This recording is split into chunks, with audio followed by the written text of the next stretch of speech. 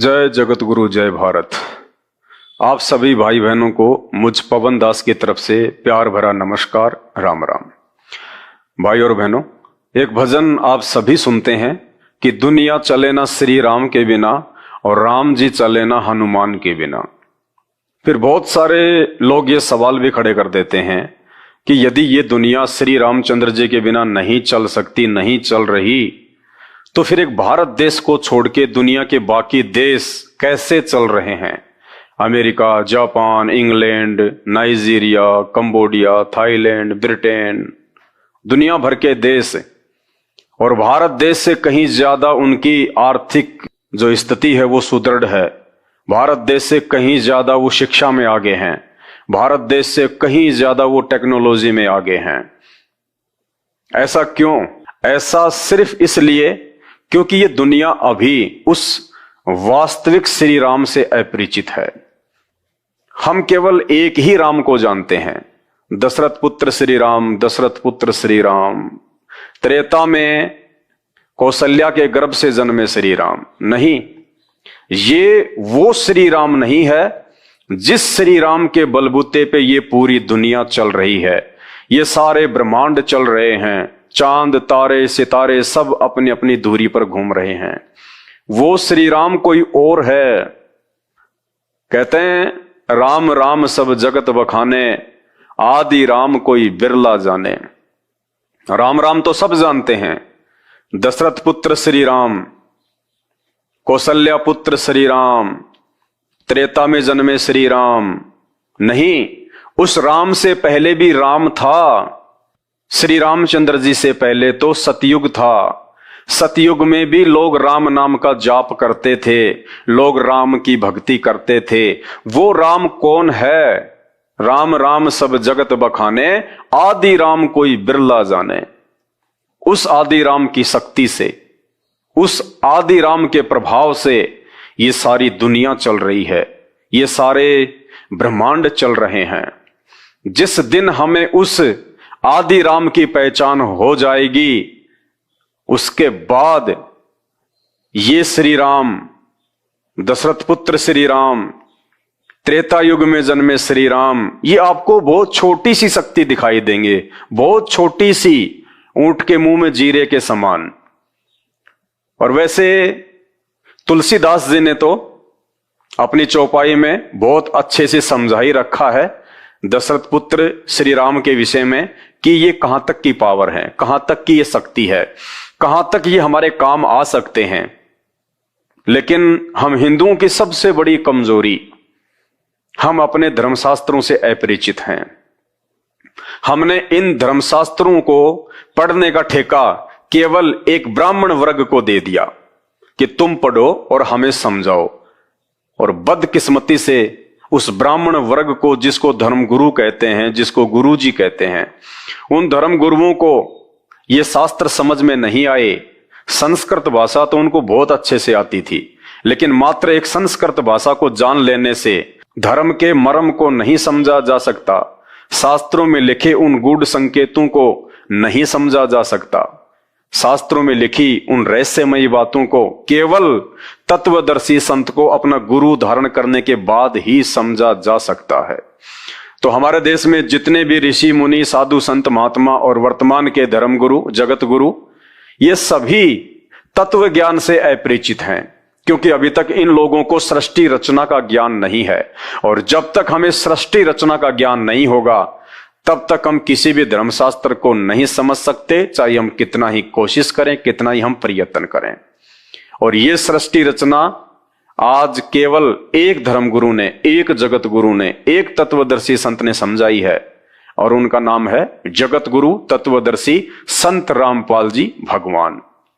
परमपिता परमात्मा, सारी सृष्टि के रचनहार, कुल मालिक, असंख्य ब्रह्मांडों के स्वामी, जगत गुरु, तीनों लोकों में प्रवेश करके सबका पालन पोषण करने वाले राजाधिराज, आत्माधार, नाथों के नाथ, देवों के देव महादेव, सर्वेश्वर महेश्वर, मृत्युंजय, अजरो अमर, आदि अनादि, सनातनी प्रभु, जगत पिता जगदीश्वर, 1008 की उपाधि के वास्तविक अधिकारी, अकाल मूर्त, शब्द स्वरूपी राम, वासुदेव, सर्वगतम ब्रह्म, परम पूज्य, प्रथम पूज्य, परम पुरुष, परम संत, परम दयालु, परम धनी, जगत का तारणहार, जगत का मुक्तिदाता, अल्लाहू अकबर, अल्लाह ताला, संत शिरोमणि सतगुरु रामपाल जी भगवान के चरण कमल में आप और हम सभी लाइव देख रहे भाई बहनों का अनंत कोटि दंडवत प्रणाम।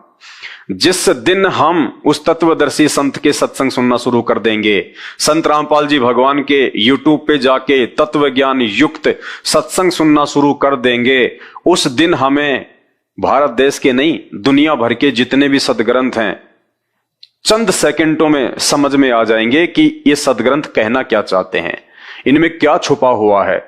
वो छुपी हुई वस्तु, वो सार, वो मूल ज्ञान आज तक हमारे धर्मगुरु सतयुग से लेके वर्तमान समय तक जो अपने आप को संस्कृत के प्रकांड ज्ञाता समझते थे, वो भी नहीं निकाल पाए। और जब वो खुद ही नहीं समझ पाए तो आप और हमें वो कहां से समझा देते। तो तुलसीदास जी ने बड़े ही प्यारे ढंग से अपनी एक चौपाई में दशरथ पुत्र श्री रामचंद्र जी की शक्ति और योग्यता के विषय में बहुत अच्छे से समझा रखा है।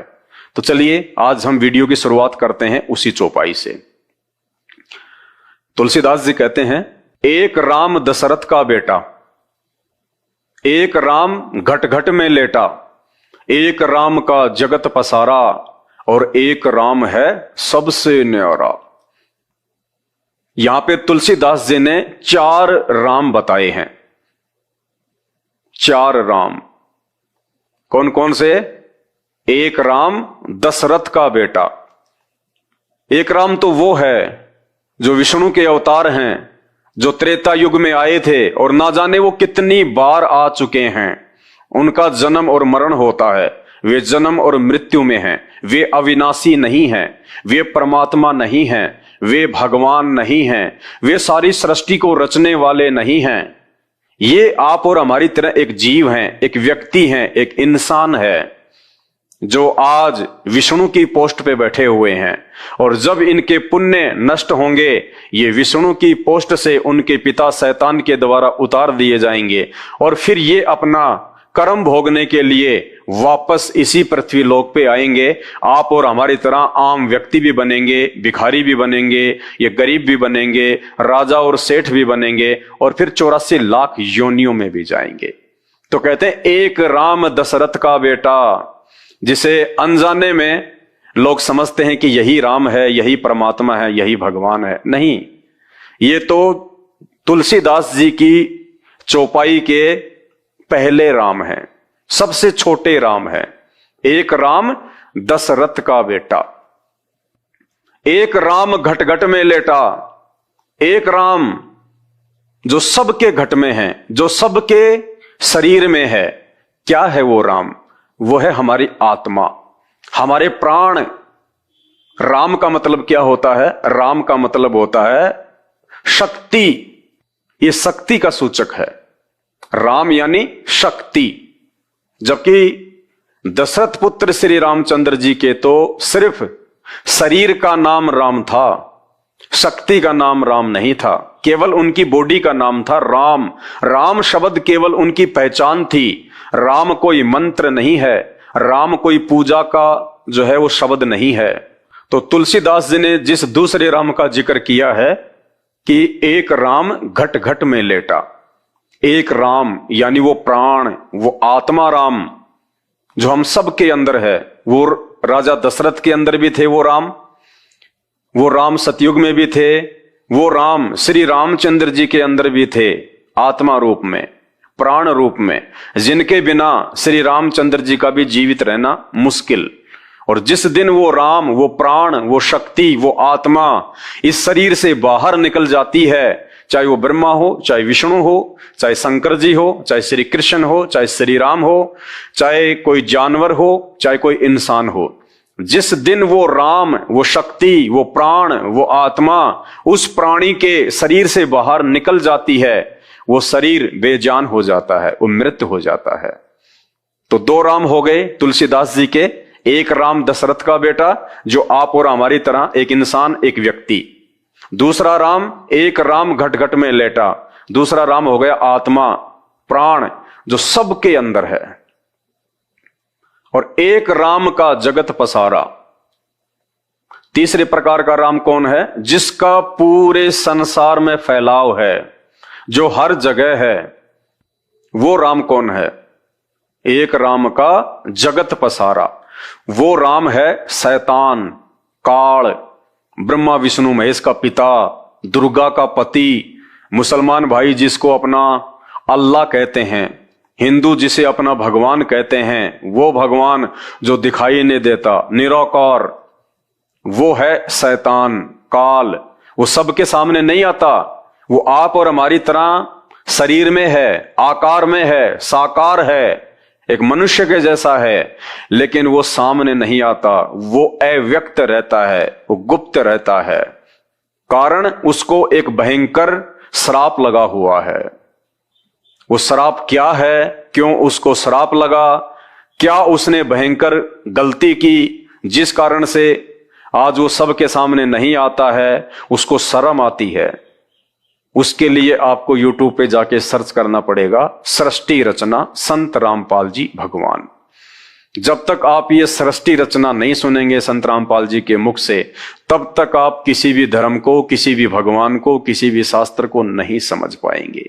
क्योंकि सृष्टि रचना सभी धर्मों को, सभी शास्त्रों को, सभी भगवानों को समझने का मूल मंत्र है।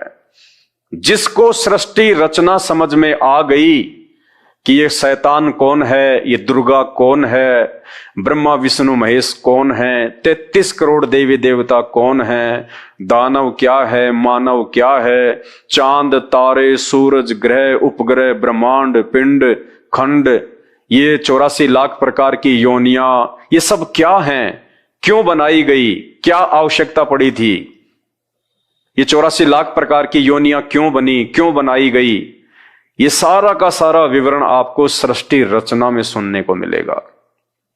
और उसके बाद आपको दर बदर इन सभी देवी देवताओं की, इन भगवानों की, ब्रह्मा विष्णु महेश की और उनके अवतार श्री राम और श्री कृष्ण की, इन सब की औकात का, इनकी शक्ति का, इनके सामर्थ्य का चुटकियों में पता चल जाएगा कि वास्तव में असली राम कौन है, असली श्री राम कौन है और असली आदि राम कौन है।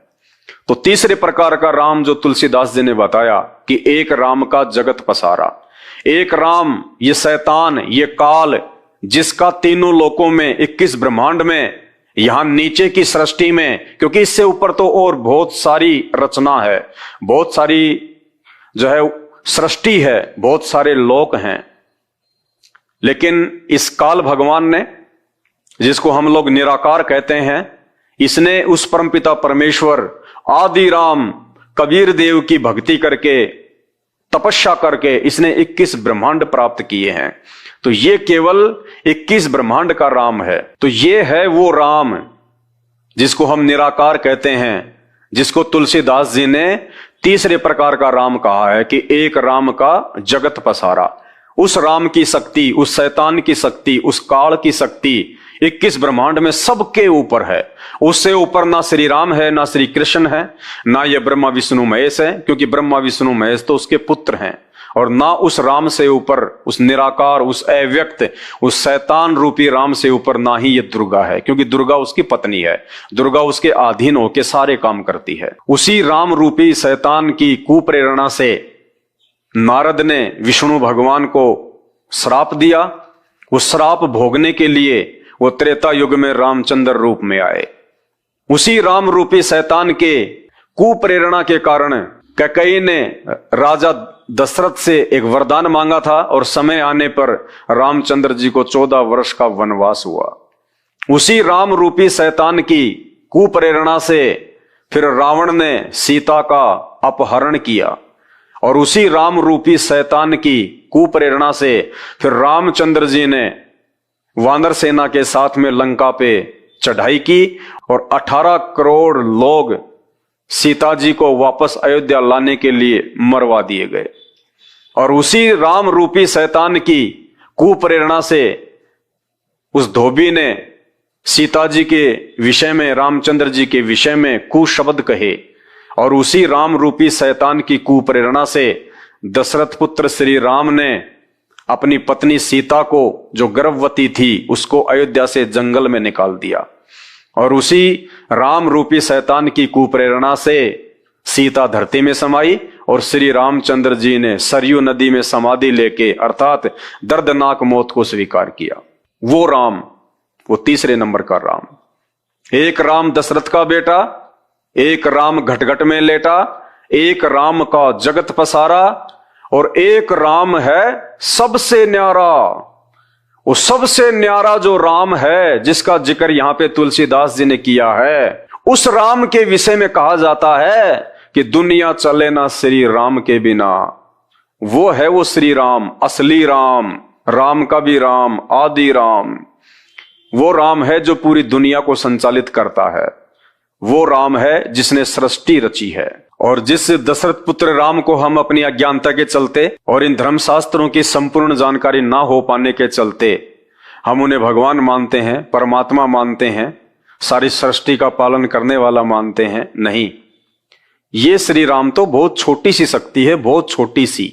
समुद्र के ऊपर जब पुल बनाया जा रहा था तो ये श्री राम, दशरथ पुत्र श्री राम तो समुद्र पे पुल भी नहीं बना सकते थे।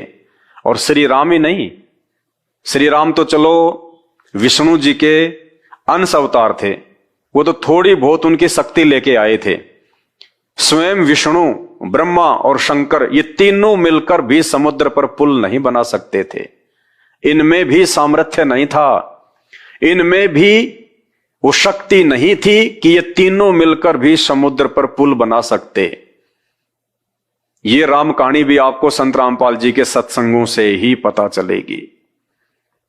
श्री रामचंद्र जी अगर समुद्र पर पुल बनाने में सक्षम होते तो श्री रामचंद्र जी 3 दिनों तक घुटनों पानी में खड़े होके समुद्र के आगे हाथ जोड़ के ये प्रार्थना नहीं करते कि समुद्र देव मुझे रास्ता दो, समुद्र देव मुझे रास्ता दो।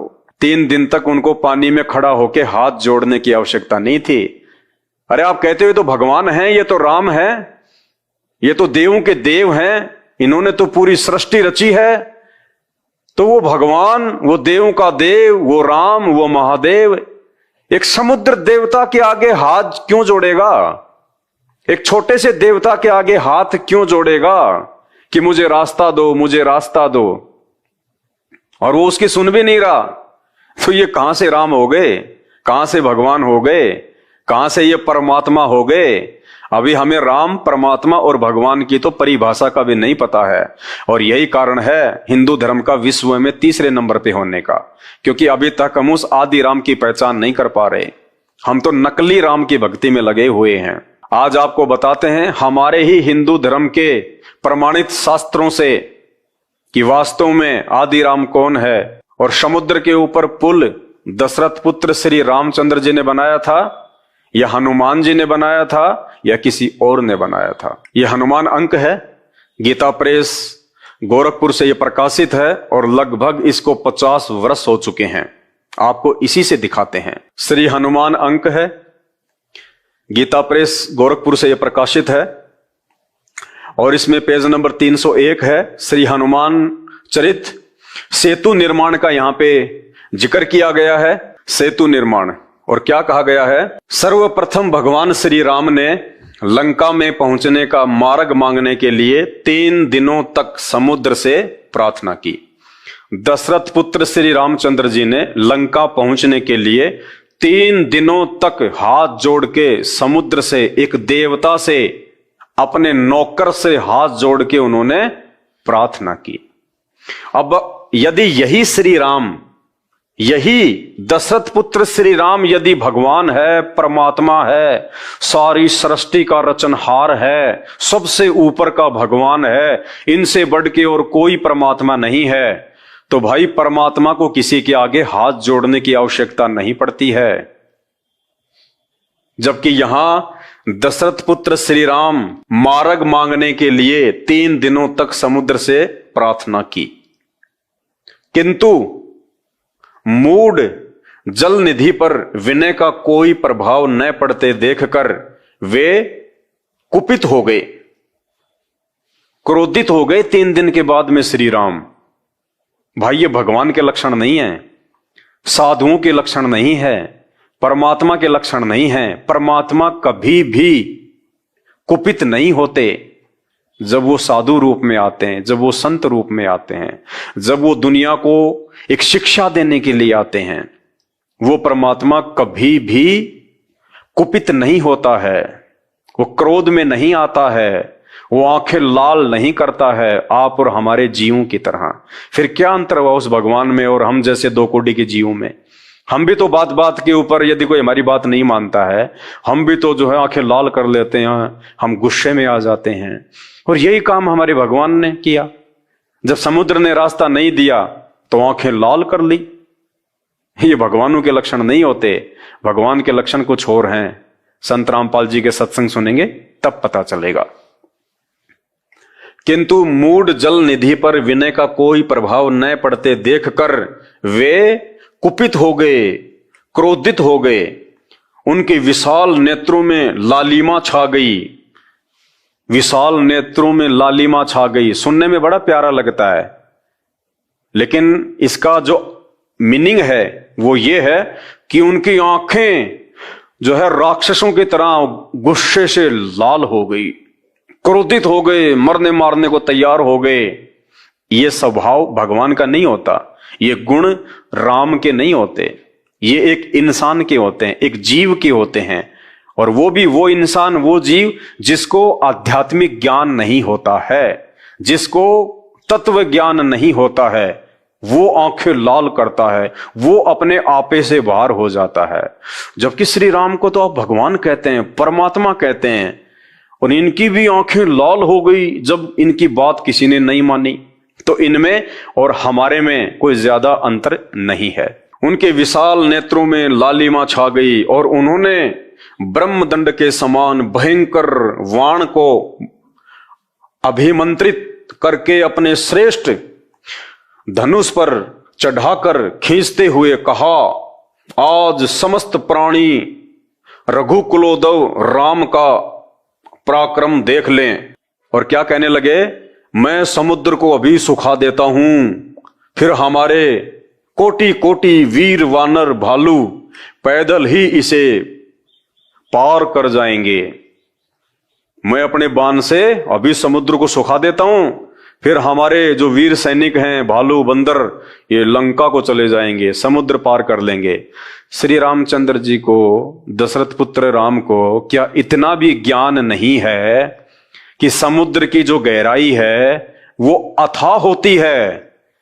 अगर वे अपने बाण से समुद्र का पानी भी सुखा देते तो पहली बात तो वो कितने जीवों की हत्या कर देते। अनगणित समुद्र में जो जीव हैं, जो पानी के ऊपर निर्भर रहते हैं, कितने जीवों की हत्या हो जाती, कितनी मछलियां जो है वो तड़प तड़प के मरेंगी। तो ये साधुओं के लक्षण होते हैं, ये भगवान के लक्षण होते हैं। अरे भगवान जीवन दान देता है या किसी का जीवन लेता है अपने स्वार्थ के लिए, क्योंकि इनका स्वार्थ था समुद्र पे वो पुल बनाना, लंका में जाना, श्री राम का स्वार्थ था। और स्वार्थ क्या था? अपनी पत्नी को वापस लेके आना। तो एक आत्मा के लिए, एक अपनी औरत के लिए समुद्र में लाखों करोड़ों अरबों जीवों की वो हत्या करने पे आतुर हो गए। ये भगवान के लक्षण होते हैं, ये परमात्मा के लक्षण होते हैं?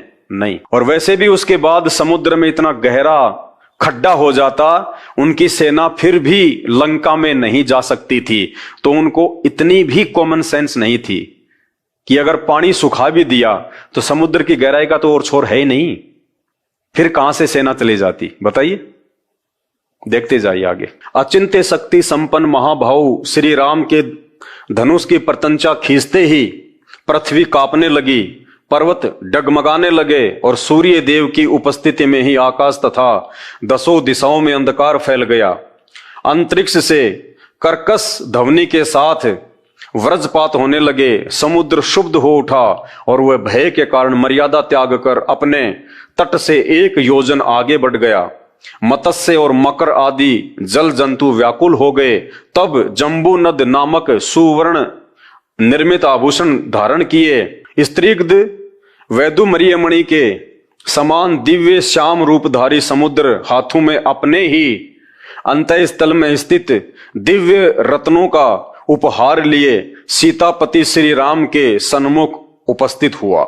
सागर ने अपरिसीमित शक्ति संपन्न प्रभु के चरणों में। अब देखिए श्री रामचंद्र जी को क्या कहा जा रहा है, सागर ने अपरिसीमित शक्ति संपन्न, अपरिसीमित शक्ति संपन्न यानी जिसकी शक्ति का कोई वारन पार ही नहीं है, जिसके बराबर शक्ति किसी और में हो ही नहीं सकती। बताइए, झूठी बढ़ाई कर रहा है ये सागर डर के मारे। अगर इतने ही बड़े शक्तिशाली थे तो 3 दिन तक हाथ जोड़ के क्यों खड़े थे? अपनी शक्ति का इस्तेमाल करते और समुद्र पर अपने बाणों से पुलिया बना देते, पूरी सेना को पार कर देते।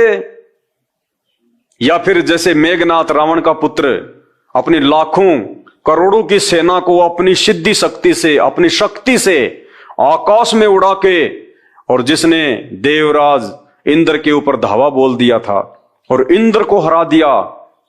इंद्र वहां से भागकर जंगलों में छुप गया और उसके बाद में बड़ी मुश्किल से इंद्र ने अपनी बेटी सुलोचना की शादी रावण के पुत्र मेघनाथ से की, फिर अपना पीछा छुड़वाया। तो भैया श्री रामचंद्र जी से ज्यादा शक्ति, ज्यादा पावर तो रावण के पुत्र मेघनाथ में था, इंद्रजीत में था। उसने अपनी शक्ति से अपनी सेना को उड़ा के आकाश में ले गया, इंद्रलोक में ले गया।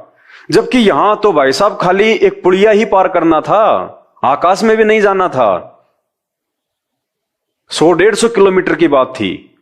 तो श्री रामचंद्र जी तो रावण के पुत्र मेघनाथ के जितने भी शक्तिशाली नहीं थे, उनमें तो इतनी भी शक्ति नहीं थी। मेघनाथ तो इंद्रलोक में अपनी सेना ले गया उड़ा के, और श्री रामचंद्र जी ये दशरथ पुत्र एक समुद्र को भी पार नहीं करवा पाए अपनी सेना को अपनी शक्ति से। तो ये अपरिसीमित शक्ति के धनी नहीं थे।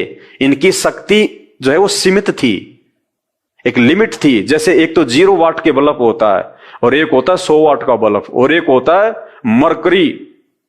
तो ये 0 वाट के बल्ब की तरह थे।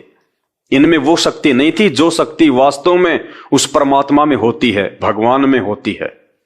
सागर ने अपरिसीमित शक्ति संपन्न प्रभु के चरणों में अनुपम उपहार रखकर उन्हें साष्टांग प्रणाम किया।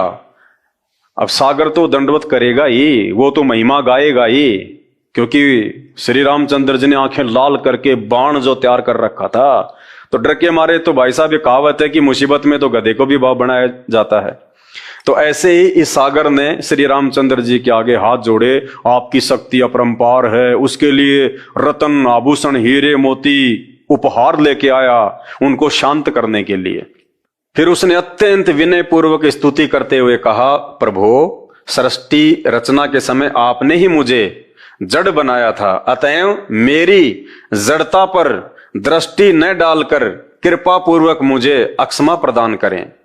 अब वो समुद्र क्या कह रहा है कि हे प्रभु, हे भगवान, जब आपने सृष्टि बनाई ना तब आपने मुझे जड़ बनाया था। जड़ का मतलब जो हिल नहीं सकता, जो चल नहीं सकता, जो किसी की बातें सुन नहीं सकता। जैसे हम लोग मूर्ति पूजा करते हैं, मूर्ति पूजा को कहते हैं जड़ पूजा। यानी वो मूर्ति ना चल सकती, ना बोल सकती, ना सुन सकती, ना देख सकती, ना आशीर्वाद दे सकती, उसको कहते हैं जड़। तो समुद्र कह रहा है कि प्रभु आपने मुझे जो है वो जड़ बनाया था, इसमें मेरी कोई गलती नहीं है। तो क्या श्री राम को नहीं पता था इस बात का? वो समुद्र श्री राम को याद दिला रहा है कि जब आपने सृष्टि बनाई थी तब आपने मुझे जो है वो जड़ बनाया था, इसलिए आप मेरे ऊपर गुस्सा ना करें। तो बताओ, भगवान खुद ही भूल गया उसको बना के कि मैंने इसको चेतन बनाया था या मैंने इसको जो है वो जड़ बनाया था। और अगर समुद्र को भगवान ने यदि जड़ बनाया था तो बाण दिखाते ही वो जड़ में चेतना कैसे आ गई? फिर कैसे बाहर निकल के आ गया वो जड़? जब उसको लगा कि ये भी ठोकेगा तेरे को, तब उसमें चेतना आ गई। देखते जाइए आगे। फिर क्या बताया उनको समुद्र ने? आपकी सेना में समस्त शिल्प कला में निपुण नल और नील 2 वानर बंधु हैं। ऋषियों के आशीर्वाद से इनके स्पर्श कर लेने से बड़े बड़े पर्वत भी आपके प्रताप से जल में तैरने लगेंगे। ये सुंदर और सुदृढ़ पुल का निर्माण करने में पूर्ण समर्थ हैं। समुद्र ने क्या सलाह दी कि भगवान आप ऐसा कीजिए, आपकी सेना में 2 वानर बंधु हैं, नल और नील, और एक ऋषि ने उनको आशीर्वाद दिया हुआ है कि वो अगर पहाड़ को भी हाथ लगा देंगे ना, और उस पहाड़ को भी यदि आप इसमें जल में डालोगे तो वो डूबेगा नहीं, वो तैरेगा। उनको आशीर्वाद मिला हुआ है, आप उनसे अपना काम निकलवा लीजिएगा। अब भाई और बहनों, वो दो वानर नल और नील कौन थे, इस बात का पता आपको उस समय लगेगा जब आप संत रामपाल जी के सत्संग सुनना शुरू करेंगे। और इस पुल का निर्माण नल और नील के द्वारा भी नहीं हुआ था, ना ही तो श्री रामचंद्र जी समुद्र पे वो पुलिया बना सकते थे। अगर वो बना सकते तो 3 दिन तक उनको समुद्र के आगे हाथ जोड़ के खड़ा होने की जरूरत नहीं थी। अगर उनमें वो शक्ति थी तो उसी समय वो अपनी शक्ति से पुलिया बना के अपनी सेना को पार ले जाते। ना ही वो पुल श्री हनुमान जी के द्वारा उन पत्थरों पे राम राम लिखने से बने। बहुत सारे भाई लोग कह देते हैं कि हनुमान जी ने उन पत्थरों पे राम राम लिख दिया था और राम नाम के प्रभाव से वो पानी में जो है वो तैरने लगे। नहीं, अगर हनुमान जी के राम राम लिख देने से अगर वो पत्थर पानी पे तैरने लगते तो रामचंद्र जी जब 3 दिन तक हाथ जोड़ के खड़े हुए थे उस समय हनुमान जी क्यों नहीं आए? वो तो उनके पास में रहते थे, उनके बेहद नजदीक थे। वो कह देते कि भगवान आप क्यों हाथ जोड़ रहे हो, आपके हनुमान में वो पावर है, जिस पत्थर पे राम लिख दूंगा वो पानी में तैरने लगेगा। नहीं, श्री हनुमान जी के राम राम लिखने से भी वो पत्थर पानी में नहीं तैरे थे, और ना ही नल और नील के द्वारा हाथ लगाने से वो पत्थर उस पानी में तैरे थे। नल और नील को आशीर्वाद था, ये बात बिल्कुल सही है, लेकिन नल और नील ने भी उस दिन उस शक्ति का प्रयोग अपने गुरुदेव को याद किए बिना ही कर डाला, ये सोचकर कि यदि आज हमने सबके सामने अपने गुरुजी को याद किया तो हमारी महिमा जो है डाउन हो जाएगी। लोग ये कहेंगे कि ये शक्ति नल और नील की नहीं है, ये तो इनको इनके गुरुजी ने दी है, ये तो किसी और के द्वारा दी गई है। तो नल और नील ने सोचा कि आज हमारी महिमा जो है वो कम हो जाएगी, तो उन्होंने बिना अपने गुरुदेव को याद किए उस शक्ति का प्रयोग करना चाहा, लेकिन वो पत्थर पानी में डूबने लगे, पानी में डूबने लगे, पानी में डूबने लगे। उसी समय श्री रामचंद्र जी ने समुद्र की तरफ देखा तो समुद्र ने कहा, रे नल और नील नालायको, आज तुमने अपने गुरुजी को याद क्यों नहीं किया? क्योंकि नल और नील ये चाहते थे कि आज देखो ये श्री राम भी फेल हो गया, ये हनुमान जी भी फेल हो गए, जामवंत भी फेल हो गए, सुग्रीव भी फेल हो गए, हनुमान जी भी फेल हो गए। आज समुद्र पे कोई भी जो है ये पुल नहीं बना पा रहा, और आज हमें याद किया गया है, आज हमारी महिमा हो जाएगी, दुनिया हमारा नाम लेगी। इसलिए नल और नील ने अपने गुरुजी को याद ना करके और अपने गुरुजी के द्वारा दी गई उस पावर का उपयोग किया। तो जैसे ही उन्होंने उस पावर का उपयोग किया तो परमात्मा का विधान है वो शक्ति उनके हाथों में नहीं रही, और उसी समय वो पत्थर उनके हाथ से पानी में डूबने लगे। तब श्री राम ने उस समुद्र की तरफ देखा कि भाई तू तो कह रहा था कि इनके हाथों में ऋषि महात्माओं के द्वारा दी गई शक्ति है। तब उस जल देवता ने कहा था, समुद्र देव ने कहा था कि नल और नील नालायको, आज तुमने अपने गुरुजी को याद नहीं किया। उसी समय लोगों ने देखा कि उधर से एक महात्मा जी आ रहे हैं। वो महात्मा कौन थे? वो मुनिंद्र ऋषि थे। मुनिंद्र ऋषि कौन थे? मुनिंद्र ऋषि त्रेता युग में वो कबीर परमात्मा, वो आदि राम, सारी सृष्टि का रचनहार, वेद जिसकी महिमा गाते हैं, वो आदि राम, वो कबीर परमेश्वर त्रेता युग में मुनिंद्र ऋषि के नाम से धरती पे आए हुए थे, प्रकट थे। नल और नील ने उन्हीं को अपना गुरु धारण कर रखा था, और उसी मुनिंद्र ऋषि से नल और नील को वो शक्ति प्राप्त थी। वो शक्ति उस ऋषि ने, परमात्मा ने नल और नील को क्यों प्रदान की, इसके पीछे एक छोटी सी कहानी है। ये सत्यता आपको केवल संत रामपाल जी के सत्संग से पता चलेगी, इसलिए छोटा सा ये सत्संग है नल और नील का। आप सुनिए परमपिता परमेश्वर सतगुरु रामपाल जी भगवान के मुख कमल से। उसके बाद में आगे आपको बताएंगे कि श्री रामचंद्र जी के करोड़ों जन्म हो चुके हैं। इसी पुस्तक में करोड़ों जन्म, हनुमान जी करोड़ों जन्म ले चुके हैं। ये जन्म और मरण में है, ये पूर्ण शक्ति नहीं है। पहले ये सत्संग सुनिए, फिर आपको आगे वीडियो में बताएंगे। परमात्मा कहते हैं, चलने से पहले सोच रे भाई, तुम कहां करोगे विश्राम। कोई भी प्राणी घर छोड़ने से पहले किसी दूर देश में जाता है तो पहले ही वो आइडिया लगा लेता है कि किसी धर्मशाला में रुकूंगा, या कोई रिश्तेदार या मित्र प्यारे का कोई एड्रेस, उसका पता नोट करता है, वहां रात काटूंगा। परमात्मा कहते, तुम संसार छोड़कर जाते हो, कभी चिंता ही नहीं करते कि आगे हमारा कहां विश्राम होगा। इससे बड़ी नालायकी और क्या होगी, इससे बड़ी भूल आपकी क्या होगी। तो पुण्यात्माओं, सत्संग में ये ज्ञान होता है, आत्मज्ञान होता है और परमात्म ज्ञान होता है।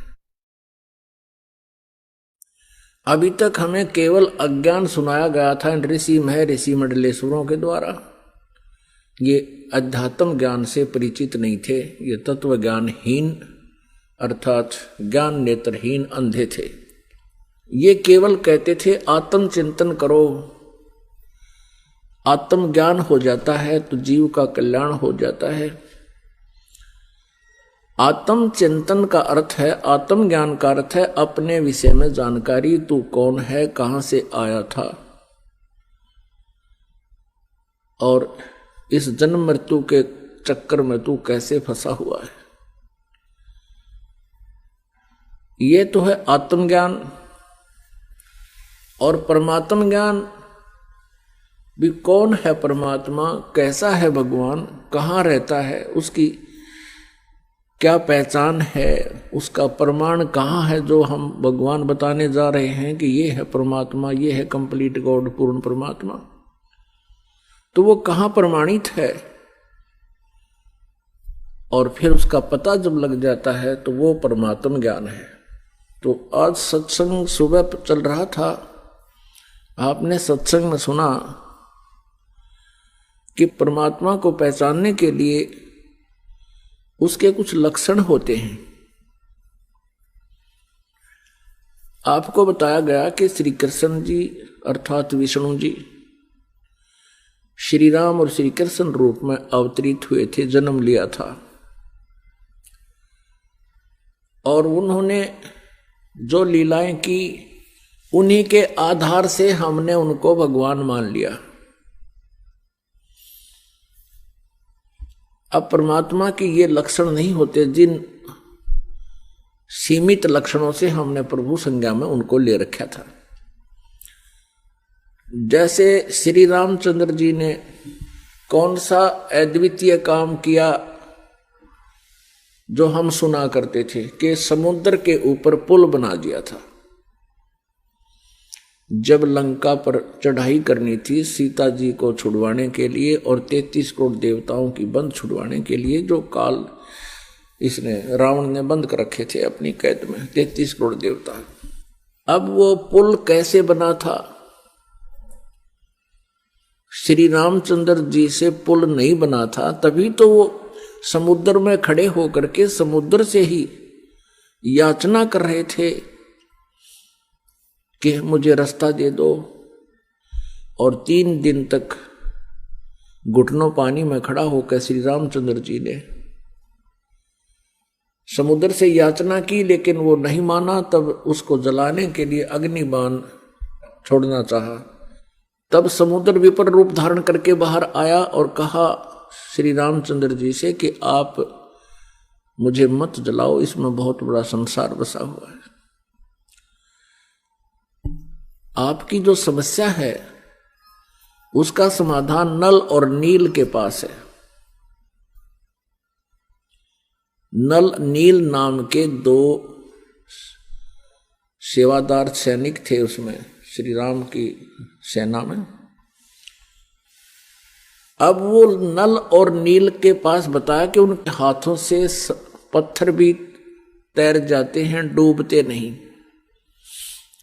अब यहां थोड़ा सा संक्षिप्त विवरण देना पड़ेगा कि नल और नील को ये शक्ति कहां से प्राप्त हुई थी। नल और नील ये दोनों आपस में मुसेरे भाई थे, यानी मौसी के बेटे थे। इनकी माताएं बहन थी। इन दोनों के ऊपर एक बहुत बड़ा भयंकर कष्ट था, 3 ताप का। सभी ऋषि महर्षियों से इन्होंने याचनाएं की थी और देसी वैद्य जितने भी वैद्य थे आयुर्वेदिक, उनसे भी उन्होंने ट्रीटमेंट कराया, कोई राहत नहीं मिली। फिर ऋषि महर्षियों और झाड़ फूक करने वालों से सब जगह उन्होंने अपना इलाज करवाया, कोई राहत नहीं मिली। अब ऋषि महर्षियों ने, संतों ने ये बता दिया कि तुम्हारे ये प्रारब्ध में लिखा हुआ, तुम्हारे भाग्य में लिखा हुआ है, इसको कोई नहीं मिटा सकता। नल और नील तुम्हें आजीवन भोगना पड़ेगा। वो महादुखी थे। जिस व्यक्ति को ये पता लग जाए कि तेरा रोग लाइलाज है, असाध्य हो चुका है, तो उसकी स्थिति वो स्वयं ही जान सकता है। फिर भी आत्मा के अंदर एक विशेष कसक होती है, उसको परमात्मा का दिया हुआ एक विशेष ज्ञान होता है उसको, आत्मा को, कि परमात्मा हमारे सब दुखों को दूर कर सकता है। इसलिए इसको इतना जवाब मिलने के बाद भी ये प्रयत्नशील रहती है। इसी उद्देश्य से नल और नील कबीर परमेश्वर जी के सत्संग में चले गए। उस समय त्रेता युग में परमेश्वर कबीर देव जी मुनिंदर नाम से आए हुए थे। मुनिंदर ऋषि नाम से प्रगट थे, सहस्री आते हैं परमात्मा। और मुनिंदर ऋषि जी की उन्होंने कहीं कई जगह से महिमा सुनी थी कि बड़े महापुरुष हैं, उनके आशीर्वाद से भयंकर से भयंकर रोग समाप्त हो जाते हैं, भाग्य बदल देते हैं वो प्रभु। नल नील को विश्वास नहीं रहा था कि ऐसे ऐसे मंडलेश्वरों के पास हम जा चुके हैं, ऐसे ऐसे सिद्धों के पास जा चुके हैं, हमें कोई राहत मिली नहीं। फिर भी इत्फाक परमात्मा की रजा होती है। उनको सहज में कबीर परमेश्वर जी का ये सत्संग सुनने का अवसर मिला। ज्यों ही परमेश्वर के चरणों में उन्होंने नमस्कार किया, परमेश्वर ने आशीर्वाद दिया, दोनों के वो रोग ठीक हो गए, कति स्वस्थ हो गए। बड़े अचंभित हुए, चरणों में पड़ के रोने लगे, हे परमात्मा आप कहाँ छुपे थे। सारी कहानी बताई कि हमारे को सब ने ये जवाब दे दिया था कि अब तुम्हारा कहीं इलाज नहीं है। हे परमेश्वर आपने बहुत दया करी हम दुखी दिनों पर। तब परमेश्वर ने कहा बेटा ये तो एक कष्ट दूर हुआ है, आपके भाग्य में तो बहुत कष्ट हैं, असंग जन्मों से तुम जन्म और मर रहे हो। उसका परमानेंट ट्रीटमेंट ये है कि आप उपदेश लो हमारे से, अन्यथा और इससे भयंकर आपत्ति भी आप पर आ सकती है। अब नल नील ने कहा भगवान हम आपके शिष्य, आप हमारे गुरु, हमें उपदेश दे दीजिए। परमेश्वर ने उपदेश दे दिया और कहा बेटा सत्संग में आते हैं साधु संत भक्त, कोई रोगी बीमार, क्योंकि कबीर परमेश्वर के पास भी दुखी प्राणी ज्यादा आते थे, कोई लंगड़े लूले, कोई अंधे गूंगे, कोई वृद्ध बीमार। तो कहते थे भगवान के भाई इनकी सेवा किया करो, परमात्मा की आत्माएं हैं। तो नल और नील वृद्धों के, बीमारों के बर्तन कपड़े साफ करने के लिए सत्संग के दौरान, सत्संग के दिनों में जब वो वहाँ आकर भंडारा होता था वहीं रुकते थे। दरिया के किनारे सत्संग हुआ करते थे। तो वो क्या करते थे, उनके बर्तन कपड़े ले जाते। पहले साबुन वगैरह होते नहीं थे, पहले कपड़े को बहुत देर तक जल में गीला करना पड़ता था और बर्तनों को भी ऐसे ही पहले पानी में भिगो दिया करते थे। तो दरिया के किनारे उन कपड़ों को वो दोनों कुछ पत्थर के नीचे दाब देते थे और जल में भिगो देते थे। ऐसे ही बर्तनों को पानी में डबो करके रख देते थे। वो सत्संग में सुने हुए चर्चाओं पर विचार करते थे, परमात्मा के द्वारा दिए गए वचनों पर विचार करते थे और फिर अपनी सतिथि पर भी वो प्रतिदिन जो है चिंतन करते थे। हमारी क्या बुरा हाल था, हमारा कोई जीवन नहीं था नल नील। आपस में बतलाते थे परमात्मा आए हैं, जनता पता नहीं कब समझेगी, कहते हैं कोई मानता नहीं है। इस तरह की चर्चा वो किया करते थे। इतने में क्या होता कि कुछ तो कपड़े बह जाते पानी में जो वहां भिगो रखे थे, कोई बर्तन बह जाता था, उनको पता नहीं चलता। वो जितने भी शेष बचे होते उनको धो मांज कर लाकर रख देते। किसी का कपड़ा नहीं, किसी का गिलास नहीं, किसी की थाली नहीं, क्योंकि सब अपने अपने बर्तन साथ लेकर जाते थे। तो वो कहने लगे भाई हमारे बर्तन इतने लेकर गए थे, तुम वापस कम लाए हो, अब हम गरीब, हम कहाँ जाएं। कोई कहता हमारे वस्त्र ऐसे थे, आप वापस पूरे नहीं लाए हो। अब वो ये कहते कि हम तो जितने ले गए थे उतने ही लाए हैं। नल नील ये कहते थे कि जितने हम लेकर गए थे हम तो सभी ले आए, वहां कोई नहीं रहा है। जो जल में बह जाते थे उनका ज्ञान नहीं होता था। तो भक्तजन कहने लगे भैया आप हमारी सेवा मत करो, हम तो परेशान हो गए, अब हफ्ता 5-4 दिन रुकने हैं, अब कहाँ से कपड़े लाएं, कहाँ से बर्तन लाएं हम।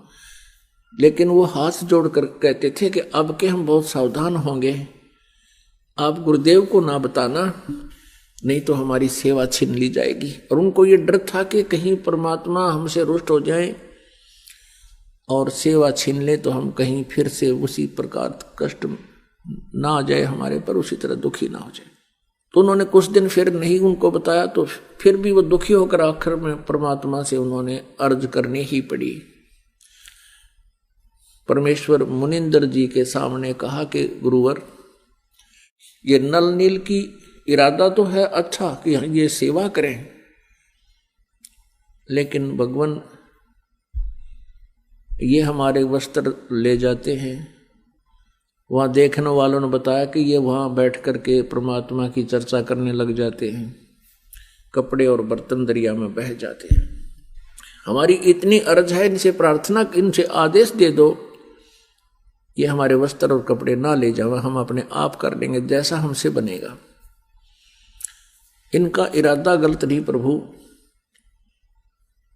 ये ध्यान मस्त हो जाते हैं, आपके वचनों को सुन सुनकर गदगद होते हैं, कभी रोते हैं कभी हंसते हैं। जब नल और नील को यह पता चला कि आज तुम्हारी शिकायत हो गई है और गुरुदेव कहीं तुम्हारी सेवा ना छीन ले और नाराज ना हो जाए, हाथ जोड़कर खड़े हो गए। कहने लगे प्रभु अवश्य हमसे भूल बनी होगी, लेकिन हमारा इरादा ठीक है प्रभु, हम चाहते हैं सेवा करें। और परमात्मा के चरणों में गिरकर रोने लगे कि हमारी सेवा ना छीनना परमेश्वर, हम बहुत ध्यान देंगे। वो शिकायत करता कहते भगवान ये प्रत्येक बार ऐसा ही बोलते हैं और ये वहां जाकर के भूल जाते हैं, भगवान की चर्चा में ये ज्यादा ही मस्त हो जाते हैं, इनके बस की बात नहीं। तब परमात्मा ने देखा और कहा कि बेटा तुम्हारी सेवा नहीं छीनते, खूब सेवा करो। आशीर्वाद दे दिया कि आज आपके हाथ से जल के अंदर कोई भी वस्तु नहीं डूबेगी, पत्थर भी क्यों ना हो। उस आशीर्वाद से, उसके बाद परमात्मा के आशीर्वाद से नल और नील के हाथों से छोड़ा गया पत्थर भी जल पर एज इट इज रुक जाता था, चाहे उसके ऊपर कोई खड़ा हो जाए। और तो कहना ही क्या, कपड़े थाली वो एज इट इज वहीं रहते थे जब तक वो स्वयं उठा नहीं लेते। तो उनकी समस्या हल हुई। इस चीज का पता था इस समुद्र देव को उसने आकर रामचंद्र जी से कहा कि आपकी सेना में नल और नील नाम के दो संत हैं, भक्त हैं, और उनके हाथों में ऐसी शक्ति है कि उनके द्वारा छोड़ा गया पत्थर मेरे ऊपर एज इट इज रुक जाएगा। अब नल और नील को बुलाया गया। अपने आत्माओं, ये जीव मार खाता है भक्ति के इस मार्ग में। काम, क्रोध, मोह, लोभ, अहंकार, ये विष का काम करते हैं। उसमें नल और नील की जो महिमा होनी थी, उसको देखकर नल और नील बड़े प्रसन्न हो गए, फूले नहीं समाये कि हमारे को भगवान श्री रामचंद्र जी ने पुकारा है। और कहा रामचंद्र जी ने कि भी क्या तुम्हारे हाथों से पत्थर तैर जाते हैं? दोनों ने कहा हाँ जी। कहा भी ठीक है, हमें एक एक्सपेरिमेंट करके दिखाओ, ट्राई करो। उन्होंने उठाया, पत्थर जल पे रखा, वो डूब गया। नल ने रखा, वो भी डूब गया। नील ने रखा, वो भी डूब गया। अब समुद्र की तरफ श्री रामचंद्र जी ने देखा, शायद वो कहना चाह रहे हों कि समुद्र तो झूठ बोल रहा है, इनके हाथों में कोई शक्ति नहीं। अब समुद्र ने कहा कि भगवान, इनके हाथों में शक्ति थी, लेकिन आज इन्होंने अवश्य कोई त्रुटि की है। तब समुद्र ने कहा कि नल नील, आज तुमने क्या गलती कर दी? दोनों ही वो बहुत अचंभित थे कि आज क्या हो गया हमें। फिर उनको याद आया कि आज हमने अपने गुरुदेव को याद नहीं किया। अब यहां मार खाता ये प्राणी। उन्होंने ये सोच लिया कि यदि हम अपने गुरुदेव से अर्ज करेंगे तो रामचंद्र जी और ये सेनानियों सोचेंगी इनके पास शक्ति नहीं, ये कहीं और से मांग कर लाए। इस अभिमानवश उन्होंने अपने मालिक को याद नहीं किया, परमेश्वर को, और अपनी प्रभुता दिखानी चाहिए। वो उनके हाथों से वो पावर गई। अब समस्या ज्यों की तो तब नल और नील ने परमात्मा को याद किया, मुनिंदर जी को याद किया। गुरुदेव अक्षमा करो, हमसे कोई भूल बनी है, अक्षमा करो, हमसे कोई भूल बनी है। और श्री रामचंद्र जी पर तो दुख का पहाड़ टूटा हुआ था। उसने भी अर्ज की परम पिता से, परमेश्वर से। हम सभी आत्माएं उसी परमेश्वर की हैं। और पुण्यात्माओं कहते हैं, जहां जन की महिमा सुनो तहां मैं गवन करंत। तो मुझे पुकारते हैं, पिछले संस्कारी कोई हंस होते हैं, उनके लिए भी कहते हैं, मैं तुरंत वहां पहुंच जाता हूं। मुनिंदर रूप में परमेश्वर कबीर जी सामने आते हुए नजर आए। नल और नील का ध्यान उधर गया जिधर परमात्मा रहे थे। दृष्टि गई उधर, देखा कि गुरुदेव आगे, गुरुदेव आगे, वो आगे महाराज, वो आगे महाराज। सभी ने देखा, एक टक सामने एक महापुरुष ऋषि आ रहे हैं। नल और नील ने दंडवत प्रणाम किया। श्री रामचंद्र जी ने भी चरण लिए। श्री रामचंद्र जी ने कहा कि भगवान, आज आपके शिष्यों से ये पत्थर नहीं तैरे, जल के ऊपर पत्थर नहीं तैरे। परमेश्वर ने कहा कि आज के बाद इनके हाथों से ये तैरेंगे भी नहीं, क्योंकि इनके अंदर अभिमान आ गया। ये भूल गए भगवान को, ये स्वयंभू बनना चाहते थे। आज के बाद इनके हाथों में कोई पावर नहीं रहेगी। अब परमात्मा याद दिलाते हैं कि जैसे माता गर्भ को रखे यतन बनाए, ठेस लगे तो क्षीण होवे तेरी ऐसे भक्ति नसाए। जैसे माता, गर्भवती माता पेट में बालक होता है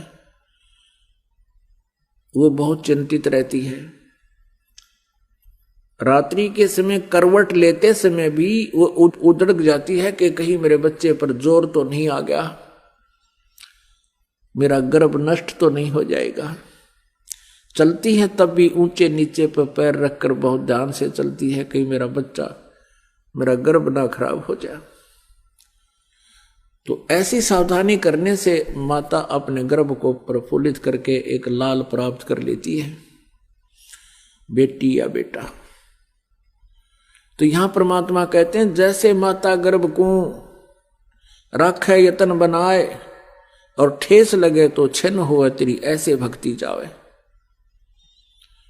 तो इस प्रकार आप जी ने अपनी भक्ति को बचा के रखना है।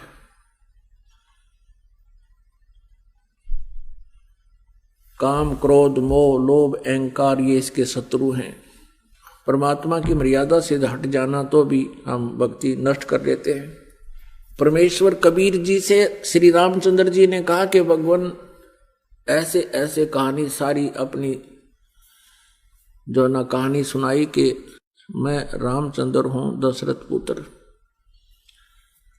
और मुझे वनवास प्राप्त है।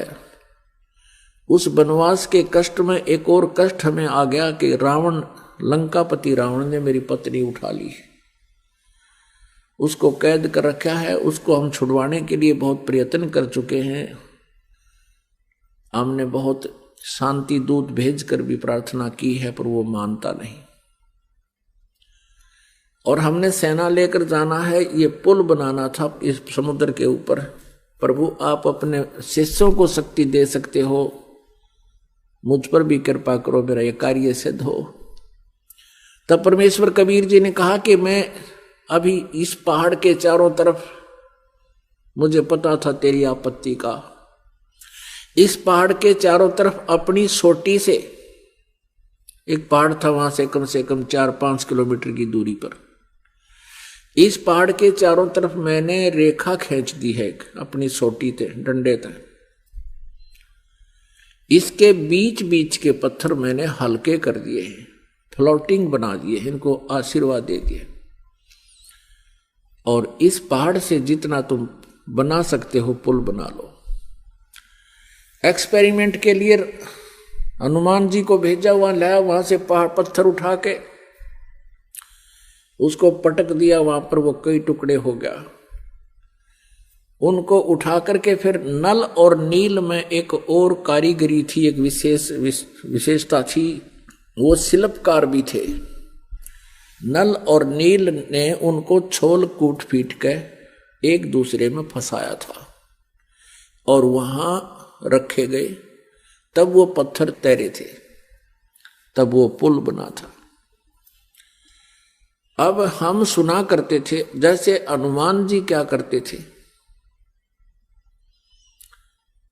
हनुमान जी पत्थर वहां से, क्योंकि 4-5 किलोमीटर से उठा के लाना था और पुल के ऊपर भी आगे चल चल के डालना था, लंबाई बहुत बढ़ती चली गई थी।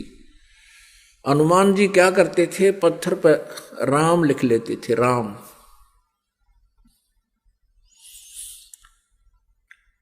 और स्वयं भी अपना मंत्र जाप करते हुए चल पड़ते थे। अपने आत्मा हनुमान जी श्री रामचंद्र जी को एज ए राम नहीं पूजा करते थे, क्योंकि जिस समय सुग्रीव को हनुमान जी मिले थे उस समय वो पहले ही राम राम जप रहा था। तो वो उनका एक नित्य नियम था। कबीर साहब कहते हैं आप राम कहे ओरा राम कवावे, और जिस मुख राम ना उचरे ता मुख फेर कवावे। जैसे हम बोलते हैं सत साहिब, तो सामने वाला भी कहेगा सत साहिब। सत साहिब का अर्थ होता है अविनाशी परमात्मा। राम कहो साहिब कहो। अब पहले राम राम बोलते थे तो सामने वाला भी राम राम बोलता था। जैसे कोई कहता था चाचा राम राम, तो वो 2-3-4 बार बोल जाता राम राम राम राम राम राम भाई राम राम। तो ऐसे इस उद्देश्य से हनुमान जी लिख लेते थे राम, और जो भी वो मंत्र जाप करते थे सामने वाला भी कोई पढ़ता वो भी समझ जाता कि राम शब्द लिखा है, राम का अर्थ है राम राम। यानी अपने मंत्र को जाप करते रहो, भगवान को याद रखो, वो लिखने का उद्देश्य ये था। और कोई यूं कहे कि हनुमान ने श्री राम नाम लिख दिया इसलिए पत्थर तिर गए, हनुमान जी वही थे, श्री राम वही थे। अब पहले हम क्या सुना करते थे कि श्री रामचंद्र जी ने पुल बना दिया समुद्र पर। कभी हम सुनते थे कि नल नील ने पुल बना दिया। नल नील को एक ऐसी शक्ति थी, उनके हाथों से पत्थर तैर जाया करते। फिर हनुमान जी ने राम नाम लिख दिया इसलिए पत्थर तैर गए। कोई सिर पैर नहीं था इन बातों का, ये लोक वेद था। यदि नल नील के हाथों में पावर थी और उससे तैर गए थे तो हनुमान जी ने राम नाम लिखने की क्या जरूरत पड़गी। फिर श्री रामचंद्र जी का क्या सहयोग रहा उसमें, पुल के बनाने में कौन सा आशीर्वाद रह गया उनका, जब वो तो आप याचना कर रहे थे समुद्र से। तो पुण्यात्मा कहते हैं जगत का पेखना पेख्या धनी का नाम ना लेखा। जगत का पेखना पेख्या धनी का नाम न लेखा। कि धनी माने उस समर्थ भगवान का तो किधर जिक्र भी नहीं। जगत का पेखना पेख्या के उसने न्यू कर दिया। हनुमान ने राम नाम लिख दिया, पत्थर तिर गए। नल नील के हाथ में शक्ति थी, पत्थर तिर गए। रामचंद्र जी ने पत्थर तिरा दिए। कहते हैं जगत का पेखना पेखा, एक दूसरे को तुम करे उसने ऐसे कर दिया। जिसने ये किया उसका जिक्र भी नहीं, धनी का कि नाम ना लेखा। तो भाई और बहनों, आपने सुनी ये कथा नल और नील की तथा समुद्र के ऊपर पुल बनाने के विषय में संपूर्ण कहानी परम पूज्य सतगुरु रामपाल जी भगवान के मुख कमल से। अब आपको अच्छे से सब कुछ समझ में आ गया होगा कि वो ऋषि कौन थे, वो साधु कौन थे जो नल और नील के गुरु थे और जिन्होंने श्री रामचंद्र जी की प्रार्थना पर समुद्र पर वो पुल बनाया था। ये हकीकत है और ये हकीकत आपको उस समय और अच्छे से समझ में आएगी जब आप YouTube पे जाके सर्च करेंगे सृष्टि रचना संत रामपाल जी भगवान। अब देखिए आगे, अब जैसे ही समुद्र के ऊपर वो पुल बनना शुरू हो गया तो श्री रामचंद्र जी ने दौरा किया। देखिए ये वही हनुमान अंक है, श्री हनुमान चरित्र और पेज नंबर है इसका 303।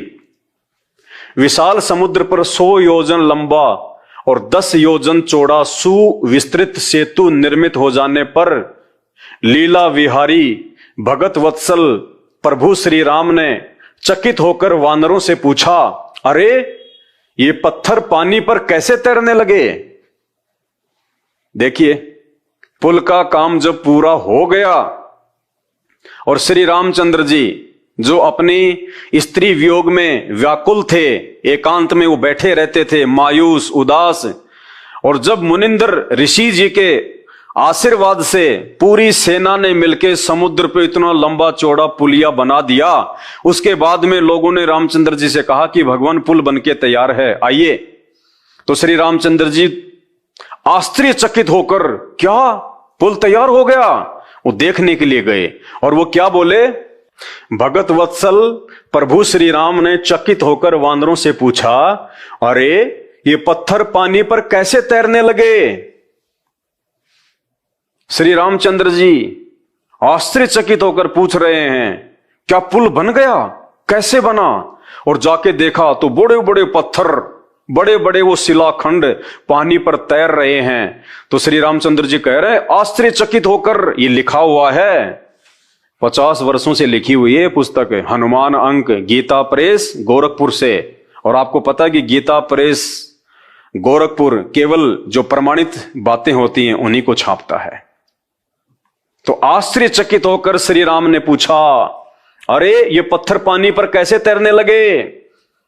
अगर श्री रामचंद्र जी ने ही अपने आशीर्वाद से या अपनी पावर से अगर समुद्र पर पुल बनाया होता या श्री रामचंद्र जी की शक्ति से यदि वो पत्थर पानी पे तैर रहे होते तो श्री रामचंद्र जी को ये आश्चर्यचकित होने की क्या आवश्यकता थी? उन्हें तो मालूम ही था। लेकिन नहीं, अभी आपने जो राम कहानी सुनी, वास्तविक परमपिता परमेश्वर सतगुरु रामपाल जी भगवान के मुख कमल से हकीकत वो है। तो श्री रामचंद्र जी को जैसे लोगों ने बताया और वे गए, देखते हुए आश्चर्यचकित हो गए। अरे ये पत्थर पानी पर कैसे तैरने लगे? वानरों ने अत्यंत विनय पूर्वक उत्तर दिया, प्रभु आपके राम नाम की महिमा है, उसी के प्रताप से पर्वत और बड़े बड़े शिलाखंड समुद्र पर तैर रहे हैं।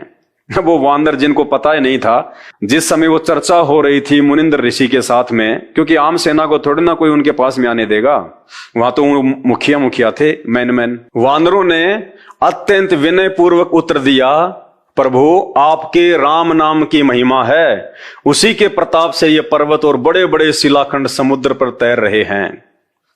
कौतूहलवश आश्चर्यचकित होके श्री रघुनंदन ने छोटे छोटे 2-3 पत्थर उठाकर समुद्र के जल पर रखे, पर वे सब के सब डूबकर नीचे चले गए।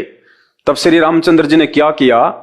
जब लोगों ने यह कहा कि प्रभु ये तो आपके राम नाम की महिमा से ये पत्थर पानी पे तैर रहे हैं, तो श्री रामचंद्र जी ने आश्चर्यचकित होकर, क्या वास्तव में मेरे नाम की महिमा से ये तैर रहे हैं? क्योंकि रामचंद्र जी का तो कोई रोल था ही नहीं वो समुद्र बनाने में, और ना उनके अंदर वो पावर थी, वो शक्ति थी कि वो अपने राम नाम से, अपनी शक्ति से, अपने प्रभाव से वो समुद्र के ऊपर पहाड़ जैसे मोटे मोटे पत्थरों को जो है वो तैरा सकें। तो रामचंद्र जी ने जब सुना वानरों के मुख से, तो रामचंद्र जी को बड़ा आश्चर्य हुआ, और रामचंद्र जी ने एग्जाम्पल के लिए, ये देखने के लिए क्या वास्तव में मेरी शक्ति से ही ये पत्थर पानी पे तैर रहे हैं, उन्होंने 2 छोटे छोटे पत्थर के टुकड़े समुद्र में डाले, और डालते ही वो अंदर चले गए, डूब गए।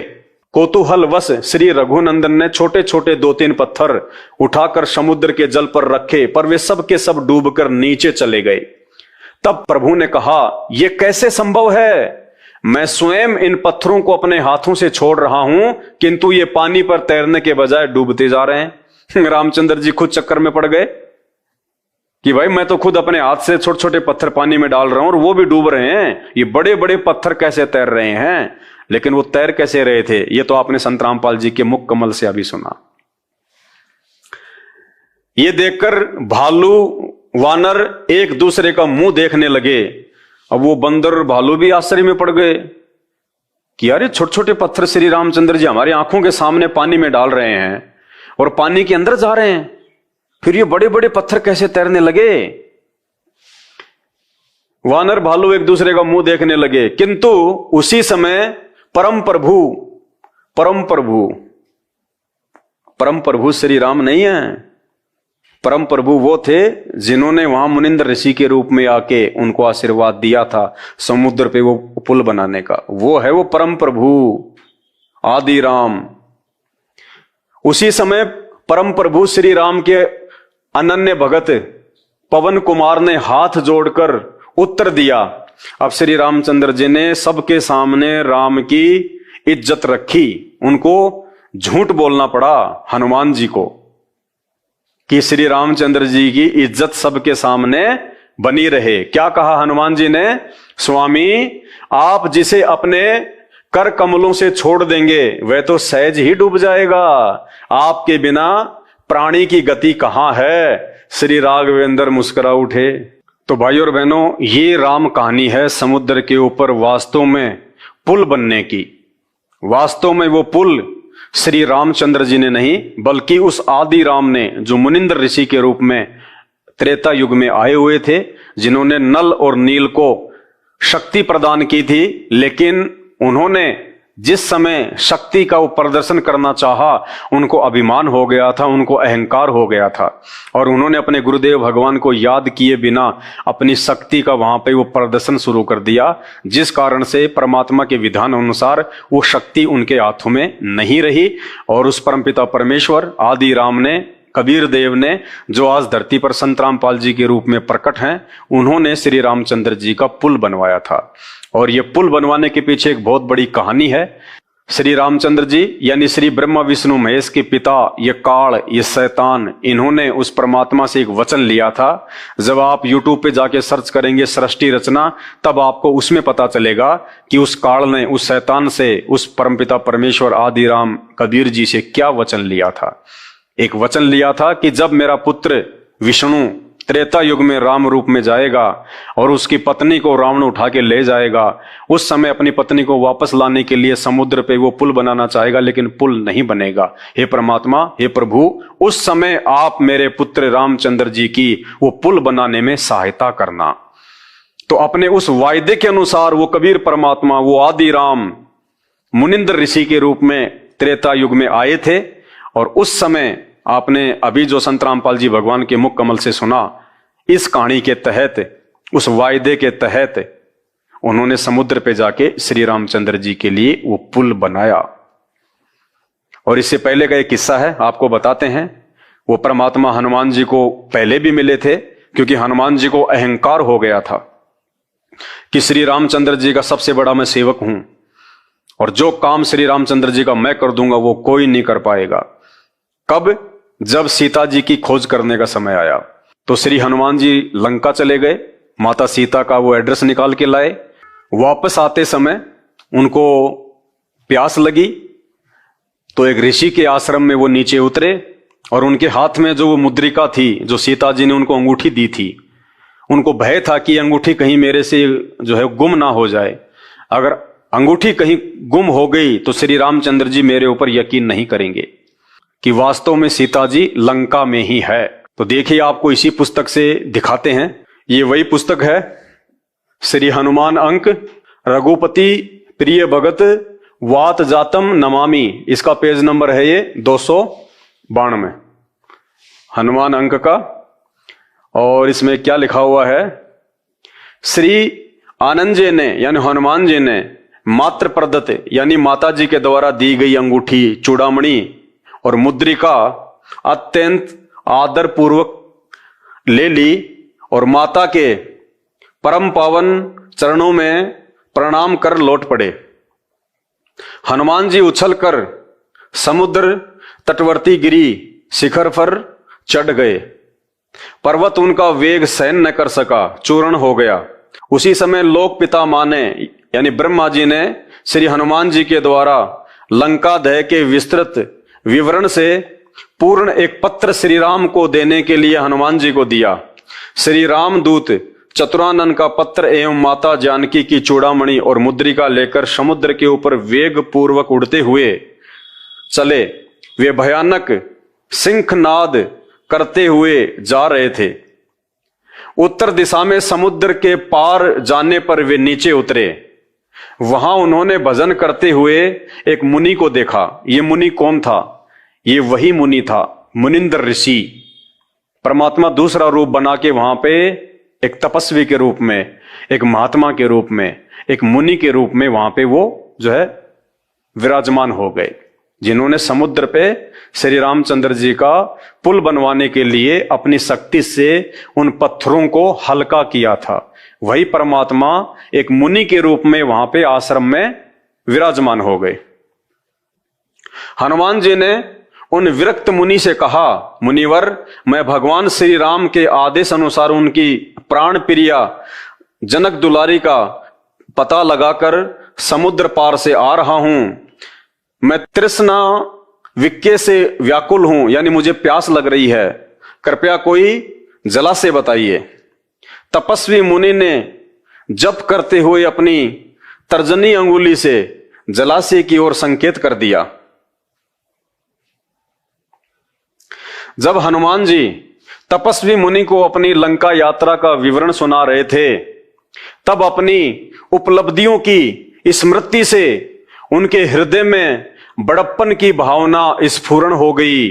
यानी उनको अहंकार हो रहा था उस समय कि जो काम मैंने कर दिया श्री राम के लिए, माता जानकी का एड्रेस निकालकर, वो काम और कोई नहीं कर सकता था।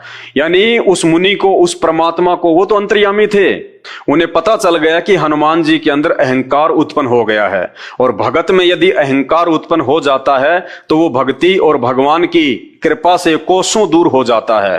और जो वास्तव में कोई भगत होता है तो परमात्मा फिर किसी न किसी तरीके से कोई ना कोई कारण बनाकर उस भगत के अहंकार को नष्ट भी करता है। तो वो ही यहां किया उस परमात्मा ने। जब हनुमान जी तपस्वी मुनि को अपनी लंका यात्रा का विवरण सुना रहे थे, तब अपनी उपलब्धियों की स्मृति से उनके हृदय में बड़प्पन की भावना स्फुरण हो आया। भगवान ठहरे भगत गर्वापहारी। कौन से भगवान? वो मुनि जो भक्तों के अहंकार को तोड़ता है। यहां पे शब्द निकला है भगवान ठहरे भगत गर्वापहारी। वहां पे रामचंद्र जी नहीं बैठे थे, वहां पे वो मुनि थे, वो मुनिंद्र ऋषि थे, वो कबीर परमात्मा थे वो। और वो अहंकार को देख नहीं सकता। परमात्मा ने अहंकार को तोड़ना पड़ता है। अहंकार का भगवान का खड़ा एक्सीडेंट है। वे हनुमान जैसे आदर्श सेवक के हृदय में बड़प्पन की भावना का सूक्ष्म से सूक्ष्म स्फुरण भी कैसे सहन कर सकते थे। तत्काल उन्होंने उनके प्रसन्न मन की व्यवस्था कर दी। यानी ऋषि मुनिंद्र जी ने, जो स्वयं ही कबीर परमात्मा थे, उन्होंने हनुमान जी के अहंकार को तोड़ने की तुरंत ही व्यवस्था कर डाली। क्या व्यवस्था कर दी? श्री पवन पुत्र चूड़ामणि अंगूठी और विधाता प्रदत्त पत्र जप करते हुए मुनि के समीप रखकर तृष्णा शांत करने के लिए जलाशय की ओर चले गए। उसी समय मुनि के समीप उछलता कूदता एक बंदर आया। उसने उस मुद्रिका को उठाकर साधु के समीप रखे हुए कमंडल में डाल दिया और फिर वहां से चला गया। जल ग्रहण कर हनुमान जी लौटे। उन्होंने चूड़ामणि और पत्र के साथ मुद्रिका ना देखकर मुनि से पूछा, मुनिनाथ वह मुद्रिका क्या हुई? हनुमान जी ने देखा ना तो वो पत्र है, ना वो मुद्रिका है, ना वो चूड़ामणि है। तो हनुमान जी ने कहा कि हे महाराज, वो चूड़ामणि कहां है, वो मुद्रिका कहां है? मुनि ने कमंडल की ओर संकेत किया। हनुमान जी ने कमंडल में हाथ डाला तो एक ही साथ उसी आकार प्रकार एवं रूप रंग की श्री राम नाम लिखित सत सत मुद्रिकाएं यानी वो अंगूठियां निकल आई। अब हनुमान जी ने जाके वो कमंडल में, वो मटके में हाथ डाला। हनुमान जी ने सोचा बस वो ही होगी जो मेरी वाली है। अब जैसे हाथ डाला तो हनुमान जी की मुट्ठी भर गई। इतनी मुद्रिकाएं सेम टू सेम वो की वो जो हनुमान जी लंका से लेके आए थे, श्री राम नाम लिखी हुई। सैकड़ों वो मुद्रिकाएं हनुमान जी की अंगूठी में आ गई। श्री पवन पुत्र ने पुनः कमंडल में हाथ डाला, फिर वैसी सैकड़ों मुद्रिकाएं निकल आ गई। फिर हनुमान जी ने दूसरा हाथ डाला तो सैकड़ों मुद्रिकाएं वो अंगूठियां और आ गई, वैसी की वैसी। पर कमंडल की अंगूठियां समाप्त नहीं हो रही थी। अनगणित अंगूठियां समाप्ति नहीं हो रही थी।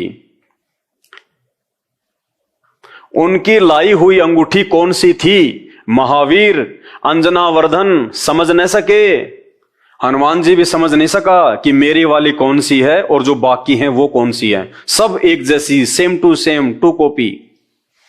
उनके आश्चर्य की सीमा ना रही।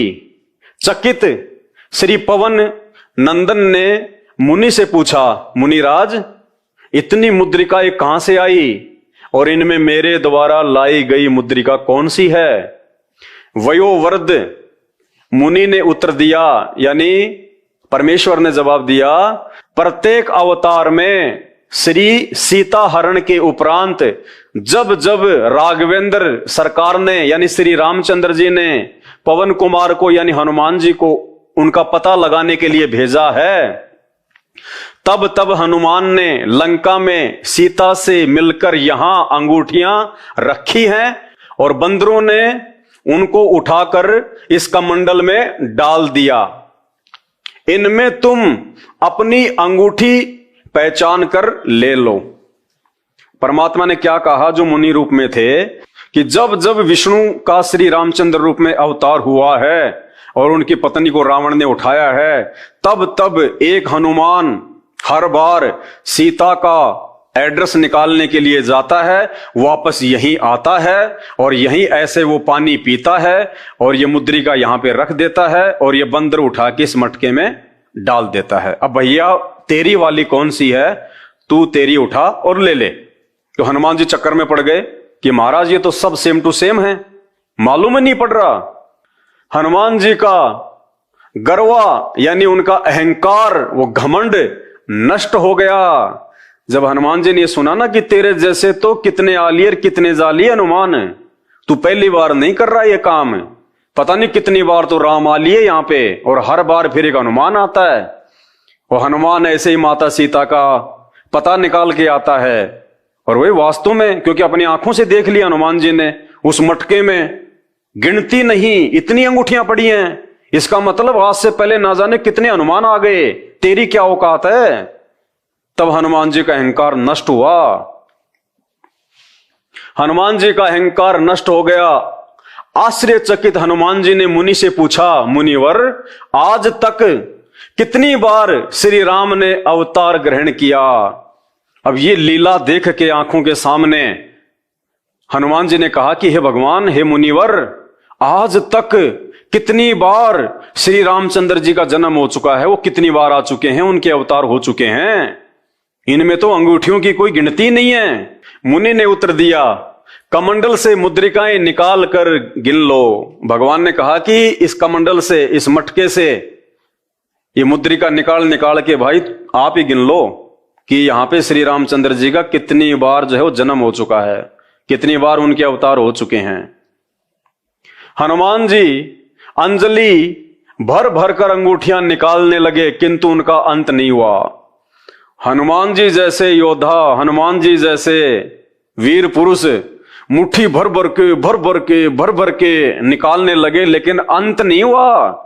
जैसे वो दुशासन जिसमें 1000 हाथियों जितना बल था और वो द्रौपदी की साड़ी खींच खींच के पसीने में पसीना हो गए, लेकिन द्रौपदी की साड़ी का अंत नहीं आया। उसी प्रकार हनुमान जी मुट्ठियों भर भर के निकालने लगे, लेकिन उस कमंडल में से उन मुद्रिकाओं का अंत ही नहीं हो रहा था। यानी इतने अवतार, इतने जन्म यहां पे श्री राम के, श्री कृष्ण जी के हो चुके हैं और हनुमान आ चुके हैं यहां पे इतने। हर बार एक नई आत्मा को ये शैतान हनुमान बना देता है। एक ही आत्मा हर बार हनुमान नहीं बनती, आत्माएं चेंज होती रहती हैं, शरीर वो ही रहता है। तब हनुमान जी का घमंड चकनाचूर हो गया कि तेरे जैसे महाबली तो ना जाने कितने होके जाली हैं। इससे ये भी साबित होता है कि वर्तमान में हम जिस हनुमान जी को पूज रहे हैं वो कौन सा हनुमान है। उनके जैसे तो लाखों करोड़ों होके जालिए, हम कौन से हनुमान को पूज रहे हैं। हनुमान जी अंजलि भर भर कर अंगूठियां निकालने लगे, किंतु उनका अंत नहीं हुआ। उन्होंने मुनि के चरणों में प्रणाम किया और फिर मन ही मन कहने लगे, भगवान श्री राम की लीला, गुण एवं शक्ति का अंत नहीं, उनके अवतारों की भी संज्ञा नहीं। यानी भगवान कितनी बार जन्म ले चुका, कितनी बार वो मर चुका, कहते हैं कोई अंत ही नहीं। मेरे पूर्व भी यानी मेरे से पहले भी प्रभु श्री राम की आज्ञा से सहस्त्रों हनुमान यानी हजारों हनुमान माता सीता का पता लगा चुके हैं, फिर मेरी क्या गणना। हनुमान जी कह रहे मेरी तो औकात ही क्या, मेरी तो गिनती क्या, जब मेरे से पहले हजारों लाखों हनुमान माता सीता का पता निकालने के लिए आ चुके हैं, जन्म ले चुके हैं। भाई और बहनों, ये अध्यात्म है। आप कौन से श्री राम की भक्ति कर रहे हो? कौन से दशरथ पुत्र श्री राम को पूज रहे हो? कौन से हनुमान की भक्ति कर रहे हो? असंख्य हनुमान आ लिए, असंख्य करोड़ों, गिनती नहीं है। ये आपकी आंखों के सामने हनुमान अंक गीता प्रेस गोरखपुर से प्रकाशित 50 साल से ऊपर हो गए, एक एक चीजें सत्य लिखी हुई हैं। ये सारा का सारा रहस्य, ये सारा का सारा माजरा आपको उस समय पता चलेगा जब आप संत रामपाल जी के YouTube पे जाके सत्संग सुनना शुरू करेंगे। सृष्टि रचना संत रामपाल जी महाराज, सुन लो समय रहते और उस आदि राम की पहचान कर लो, उस वास्तविक और असली राम की पहचान कर लो। उस राम की भक्ति से, जिस राम ने समुद्र पे श्री रामचंद्र जी को पुलिया बनवाया, जिस राम ने हनुमान जी का अहंकार तोड़ा और हनुमान जी को यह सोचने पे विवश कर दिया कि रामचंद्र जी के तो असंख्य अवतार हो चुके हैं, असंख्य, गिनती नहीं है। और ना जाने मेरे जैसे कितने हनुमान आए, कितने गए। उस राम की भक्ति करने से हमारा जन्म मरण का रोग मिटेगा। रामचंद्र जी तो खुद जन्म और मरण में हैं। ये शास्त्र हमें यही तो समझाएंगे, यही तो बताएंगे। ये कहानियां खाली मनोरंजन के लिए नहीं है, ये कथाएं हमारे टाइम पास के लिए नहीं है। इन कथाओं का हमने इस प्रकार से निष्कर्ष निकालना है कि हम कौन से राम की भक्ति करें। कौन से राम की? इस राम की जो जन्म और मरण में है, जो लाखों बार आ चुके हैं, करोड़ों बार आ चुके हैं।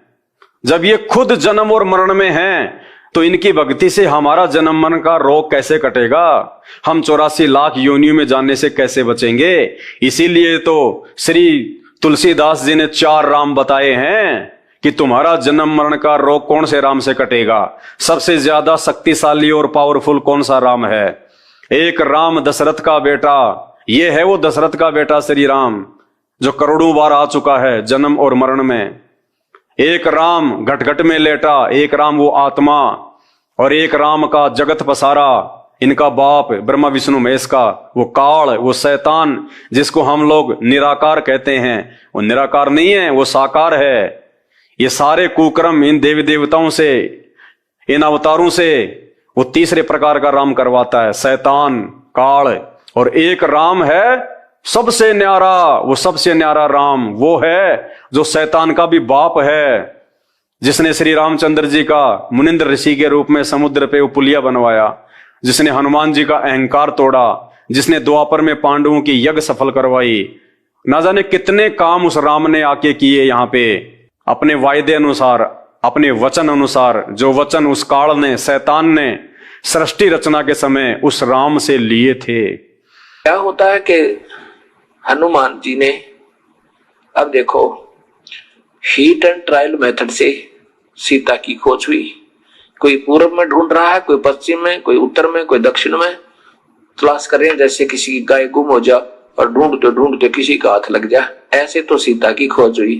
तो समर्थता का यहाँ प्रमाण आपके सामने आएगा कि भगवान श्री राम कितने समर्थ हैं, क्योंकि काल इन सबको नचा रहा है। हनुमान जी लंका में पहुंच जाते हैं। लंका में सब जगह ढूंढते ढूंढते पता लगा कि एक औरत को रावण ने नौलखा बाग में बंद किया हुआ है। आशा का चिराग जगा। हनुमान जी वहां देखा जाकर के हनुमान जी ने देखी वहां की गतिविधि। पहले तो एक छोटा रूप बना के बंदर का, और उसी वृक्ष पर बैठ गया जिसके नीचे सीता मायूस और दुखी दिल से रो रही थी और बैठी थी, बहुत कमजोर हो गई थी। उसमें रावण आता है अपने सैनिकों को, अंगरक्षकों को लेकर, और कहता है कि तू मेरी बात स्वीकार कर ले, तू मेरी पत्नी बन जा, मैं तुझे माफ कर दूंगा, नहीं तेरी गर्दन काट के छोड़ूंगा, नहीं तड़पा तड़पा के मारूंगा तुझे।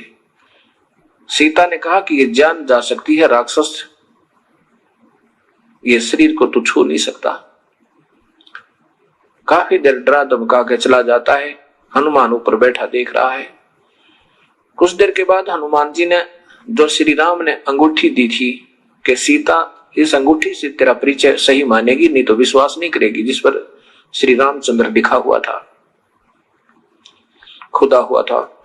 अब जो ही ऊपर से वो अंगूठी यानी छाप डाली, वह रिंग डाली सोने की, सीता ने देखा श्री रामचंद्र जी की अंगूठी को, तो रोज देखा करती थी, तुरंत पहचान ली। ऊपर देखा, ओहो ये तो बंदर बैठा है, और कहने लगी, रे बंदर, तूने एक जख्म और कर दिया मेरे हृदय में।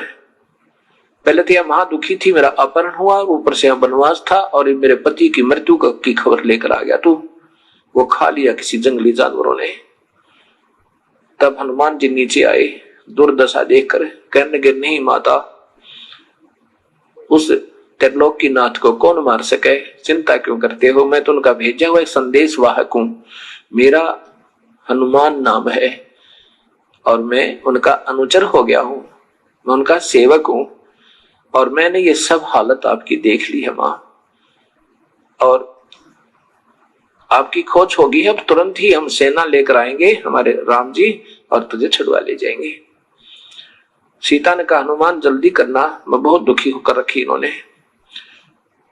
तो हनुमान जी ने कहा कि मां मुझे भूख लगी है, कुछ फल तोड़ के खा लूं।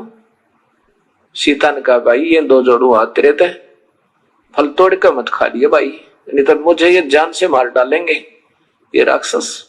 बेटा भाई कोई नीचे गिरा हुआ ना, नीचे गिर गया हो, पड़ा हो टूट के अपने आप तो फल खा लेना, नहीं तो मेरा ब्योत नहीं तुझे भोजन भी कराने का।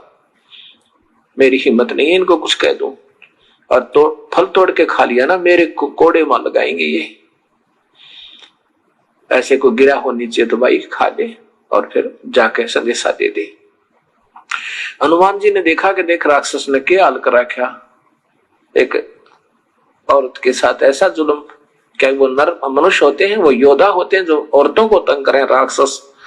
तो हनुमान जी का गुस्सा उठा, पहले तो खूब तोड़ तोड़ कर फल खाए कि थोड़ी खुराक जी को 5-4 मन में तो ऊंचा क्या होगा, 1-2 क्विंटल खाए तोड़ तोड़ के, और फिर उन वृक्षों को पकड़ के और जड़ से उखाड़े और समुद्र में फेंक दे। तोड़ गिरा सारा बाग नो हला हला के। अब रखवाले पकड़ना उनका एक मुक्का धरती में घट जावे, जमीन में जा सा उसके एक मारे 4 पड़े, एक का गदा ठोके 4 मरे। ऐसे वहां तहलका मचा दिया। यह लंबी कथा सबको मालूम है, ज्यादा ना लंबा करके मैं इतना कहना चाहता हूं। फिर सीता से कहा कि मां मैं अब जा रहा हूं। सीता जी ने अपना कंगन, हाथ का कंगन दिया, सोने का बना हुआ एक, और कहा कि हनुमान जी ये कंगन ले जा भाई, इस कंगन के बिना भगवान श्री राम विश्वास नहीं करेंगे कि मेरी तलाश हो गई है, क्योंकि वो बहुत दुखी है, उनका विश्वास उठ चुका है। ऐसे ही हनुमान जी वहां से कंगन लेकर वापस छलांग लगाई और एक सुबह सुबह एक पहाड़ी के ऊपर आकर वहां उतरा। वहां देखा एक निर्मल सरोवर है पहाड़ के बीच में, वहां सोचा स्नान कर लूं, साथ में समुद्र है। उस निर्मल जल सरोवर में स्नान करने के लिए उस कंगन को एक पत्थर पे रख दिया और कपड़े उतार के वहां स्नान करने लग गया। उधर से एक बंदर आया, उस बंदर ने उस कंगन को उठाया और श्री हनुमान जी की दृष्टि उस कंगन पर ऐसे थी जैसे सर्प की मणि पर होती है जब वो ओस चरने जाता है। सुबह सुबह ओस चरने के लिए जब सर्प जाता है तो उस मणि होती है उसके पास, तो मणि को रख देता है और ओस चाटता रहता है, एक नजर मणि पर रहती है, और कोई आपत्ति दिखत तुरंत भाग के मणि को अपने अंदर मुंह में लेकर भाग लेता, मुख में लेकर। ऐसे हनुमान जी की दृष्टि उस मणि की तरह कंगन पर थी जैसे सर्प की होती है। इतने में एक बंदर आया और दृष्टि हनुमान जी की थी ही, जो ही वो उठाकर भागा तो हनुमान जी ने सोचा कहीं ये कमबख्त समुद्र में ना डाल दे। वैसे तो मैं इसको जाने नहीं दूंगा चाहे कितना भाग ले, पर यह मजबूरी हो जाएगी जो समुद्र में डाल दिया तो मेरी सारी मेहनत विफल जाएगी। हनुमान जी पीछे भागा, इतने में वो बंदर एक आश्रम में प्रवेश किया बंदर ने, और देखते ही देखते एक मटके में, अच्छा ऊंचा मटका रखा था, उसमें कंगन डालकर आगे भाग गया। हनुमान जी ने राहत की सांस ली, चलो ठीक है मटके में है उठा लूंगा। अब आगे देखा कि ऋषि बैठे हैं मुनिंदर नाम के, तो मटके में झांक कर देखा हनुमान जी ने, उस मटके में ऐसे ऐसे कंगन अनेकों पड़े थे। उठाकर देख रहा है, विचलित हो गया कि ये तो सारे एक जैसे ही हैं, ना जाने वो ओरिजिनल कौन सा है, बड़ा असमंजस में हो गया कि तो बात बिगड़ गई। ऋषि के पास गया, ऋषिवर मैं हनुमान हूं, पवन पुत्र हनुमान हूं और श्री राम का दास हूं, श्री रामचंद्र जी का, और ऋषि जी सीता जी की खोज हो गई है। मुनिंदर जी कहने लगे कौन हनुमान, कौन सा हनुमान, कौन सा राम, कौन सा सीता, बता तो मुझे।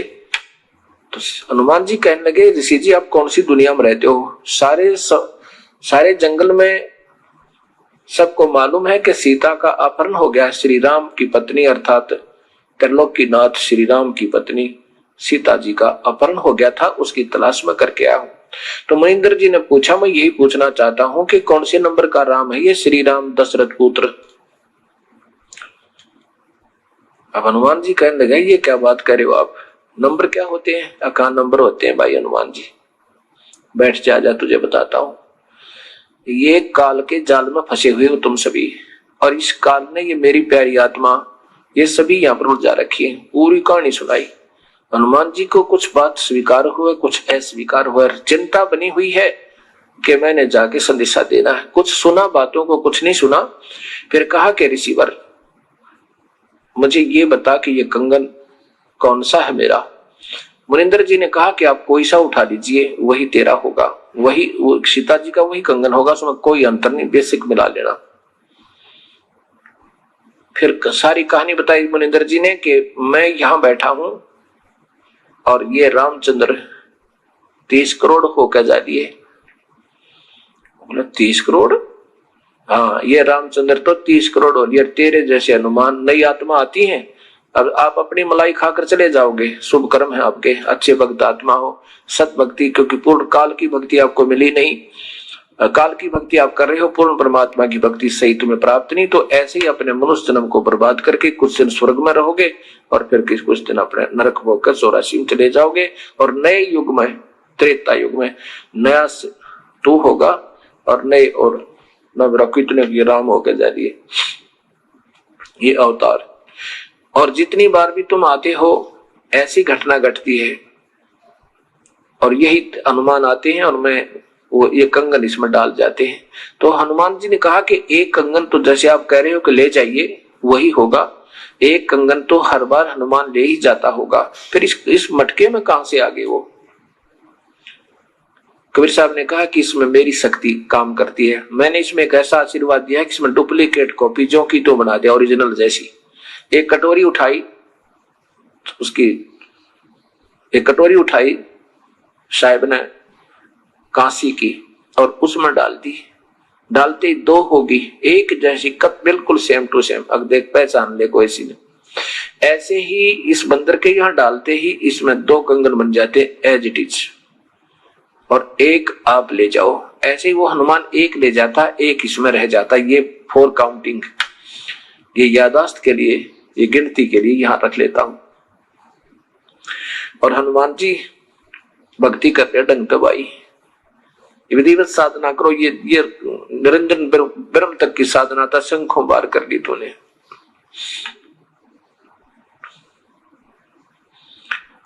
अब कबीर साहब क्या समझाते हनुमान जी को। अब मुनिंद्र जी कहने लगा कि हनुमान सोच ले तू।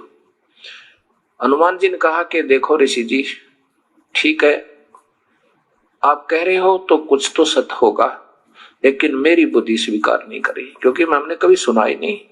अब पहली बार आपके मुख से ये बात सुन रहा हूं तो मेरे मन में नहीं विचार बन रहा, जो आप कुछ भी कहो दादा।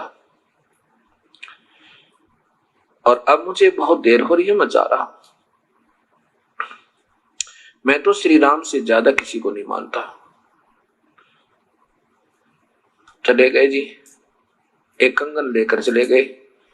भगवान श्री राम के पास जब हनुमान जी पहुंचे, श्री रामचंद्र जी ने पूछा हनुमान सीता की खोज होगी? कहोगी जी आपकी दया होगी, आपकी रजा से सब कार्य संपन्न हुआ। अब श्री राम ने सोचा कि ये पूरी तसल्ली कर लूं कि सीता ने कहीं रावण से समर्पण तो नहीं कर दिया है, उसने उसकी वह पत्नी तो नहीं बन गई है। उसकी पूरी जानकारी लेने के लिए हनुमान सीधा तो नहीं बताएगा। उसने सोचा कि कहीं ऐसा ना हो कि ये जान जाए हनुमान जी कि मैं फिर सीता की लाने की चेष्टा नहीं करूंगा यदि उसने रावण का समर्पण कर दिया होगा। तो हनुमान जी नहीं बताएगा। गोलमोल बात को करके एकांत में ले जाते हैं श्री राम जी और कहते हनुमान जी सीता कहाँ थी? कि महल में होगी रावण का। कहाँ, ऊपर चौबारे में थी या नीचे थी? और एक बात बता मेरे प्यारे संत, खाना कहाँ खाया तूने? कहा रावण के राज दरबार में गया होगा, वहां पर बड़े अच्छे बढ़िया भोजन बनाए होंगे रावण ने तेरे लिए। और सीता ने कैसे कपड़े पहन रखे थे? बढ़िया हार हुर पहन रखे होंगे ना। अब श्री राम ये पूछना चाहते थे कि अगर वो ऐसी सती थी, हनुमान बतावेगा, कोई तो बात मुख से निकलेगी। अगर उसने हार श्रृंगार किए होंगे और हनुमान जी खाना रावण के घर खा के आया होगा, तो सीता गई काम तय। फिर हमने उसको लाएंगे और ना ही दुनिया के लाल मरवाएंगे, हम युद्ध नहीं करेंगे, ऐसा सोचकर पूछा। तब हनुमान जी ने आंखों में पानी भर के और रुंधे कट से कहा, हे प्रभु आप क्या कह रहे हो? मैं काहे के भोजन पाऊं था? और वो तो मैले कुचले कपड़े पहने माता एक वृक्ष के नीचे बैठी थी, मैं ऊपर वृक्ष पर छुप कर बैठ गया था। और रावण ने आके खूब बदमाशी की थी, बहुत तंग किया था माँ ने, पर स्वीकृति नहीं दी थी और कहा था, रावण ये टुकड़े टुकड़े शरीर हो सकता, तेरे हाथ नहीं लगने दूंगी। राम बड़े प्रसन्न हुए और कहा, आप कहते हो कि मैंने आहार किया होगा, भोजन खाया होगा रावण के घर पर जाके। माता ने कहा था, हनुमान अगर कोई फल इस बाग में नीचे गिरा हुआ स्वयं टूट गए तो उठा ले खा लेना, ऊपर से तोड़ के भी मत खाना भाई, मेरे को ये मार डालेंगे, बहुत दुखी करेंगे मुझे, तो वर्ग से फल तोड़कर मत खाना भैया। तब मैंने गुस्से में आकर ना सारे तो उसका 9 लाख बाग जला पाट दिया और समुद्र में फेंक दिया और खूब पके पके फल खाए, पहरेदार कुटे और फिर रावण की लंका में आग लगा के आया। सीने से लगा लिया श्री राम ने हनुमान को, हनुमान तूने तो आज कमाल कर दिया, तो बहुत प्यारा है मेरा। भाइयों, सारी की सारी राम कहानी आपको सृष्टि रचना से ही समझ में आएगी। मेरा मकसद केवल इतना है कि मैं ये छोटे छोटे वीडियो बना के ये शास्त्रों में लिखी हुई सच्चाई आपको बता के मैं आपको संत रामपाल जी के सत्संग सुनने के लिए प्रेरित कर सकूं। बस मेरा केवल इतना ही काम है। बाकी मेरे वीडियो देखने से कोई भला नहीं होगा, कोई मोक्ष नहीं होगा, कोई उद्धार नहीं होगा। मेरे वीडियो केवल आपको डाइवर्ट करेंगे संत रामपाल जी के सत्संग सुनने के लिए। मेरा केवल इतना ही मकसद है। उसके बाद में जब आपको पूरी सृष्टि रचना समझ में आ जाए, हर देव महादेव ब्रह्मा विष्णु महेश की स्तुति, इनकी शक्ति आपके समझ में आ जाए, उसके बाद में आप संत रामपाल जी को अपना गुरु धारण कीजिए और उसके बाद उनसे नाम दीक्षा लीजिए और उसके बाद देखिएगा आपका जीवन कैसे संवर जाएगा। जो सुख शांति आज आपको लाखों करोड़ों अरबों रुपया कमा के भी नहीं है, बड़ी बड़ी गाड़ियों में बैठ के बड़ी बड़ी कोठियों में सोकर भी प्राप्त नहीं हो रही है, वो सुख शांति आपको, यदि आप एक रिक्शा चलाते हैं और संत रामपाल जी से आपने नाम उपदेश ले रखा है, तो वो सुख शांति आपको यहां प्राप्त होगी, जो सुख शांति यहाँ के टाटा और बिड़ला को भी नहीं है। और मरने के बाद तो फिर परमात्मा के लोक में जाएंगे और मृत्यु भी बड़ी आसानी से होगी, जब आप चाहोगे उस समय होगी। ये एक्सीडेंट में, बीमारी से, लड़ाई झगड़ों में, इस प्रकार से हमारी मौत नहीं होगी भक्तों की, जो संत रामपाल जी के भगत हैं, जो मर्यादा में रह के भक्ति कर रहे हैं। जिस दिन हम चाहेंगे कि हे गुरुदेव भगवान आज हमारा शरीर छुड़वा दो, अब हम आपके साथ अपने लोक में वापस जाना चाहते हैं, उस समय हमारा शरीर छूटेगा और पता भी नहीं चलेगा। दुनिया वालों की तरह नहीं मरेंगे हम, धाड़ मार के, रो रो के, चिल्ला के, दुखी होके, दर्दनाक मौत नहीं मरेंगे, क्योंकि हम उस अल्लाह अकबर आदि राम कबीर देव संत रामपाल जी के भगत हैं। तो भाई और बहनों, मेरी कोशिश है कि आप अपने राम को पहचानो, अपने भगवान को पहचानो और उसके बाद में सही भक्ति को अपनाओ। अभी तक हमारी भक्ति ही सही नहीं है। भक्ति सही होगी कहां से? भक्ति से पहले तो हमें यह पहचानना पड़ेगा कि भगवान कौन है, उसके बाद में हम भक्ति कर पाएंगे। अभी तक तो हमारे कोई नकली धर्मगुरुओं ने 33 करोड़ देवी देवताओं में ही उलझा के रखा हुआ है। आज तक ये ही नहीं बता पाए कि एक भगवान कौन है, सबसे बड़ा देव कौन है। तो भक्ति हम कैसे शुरू करेंगे?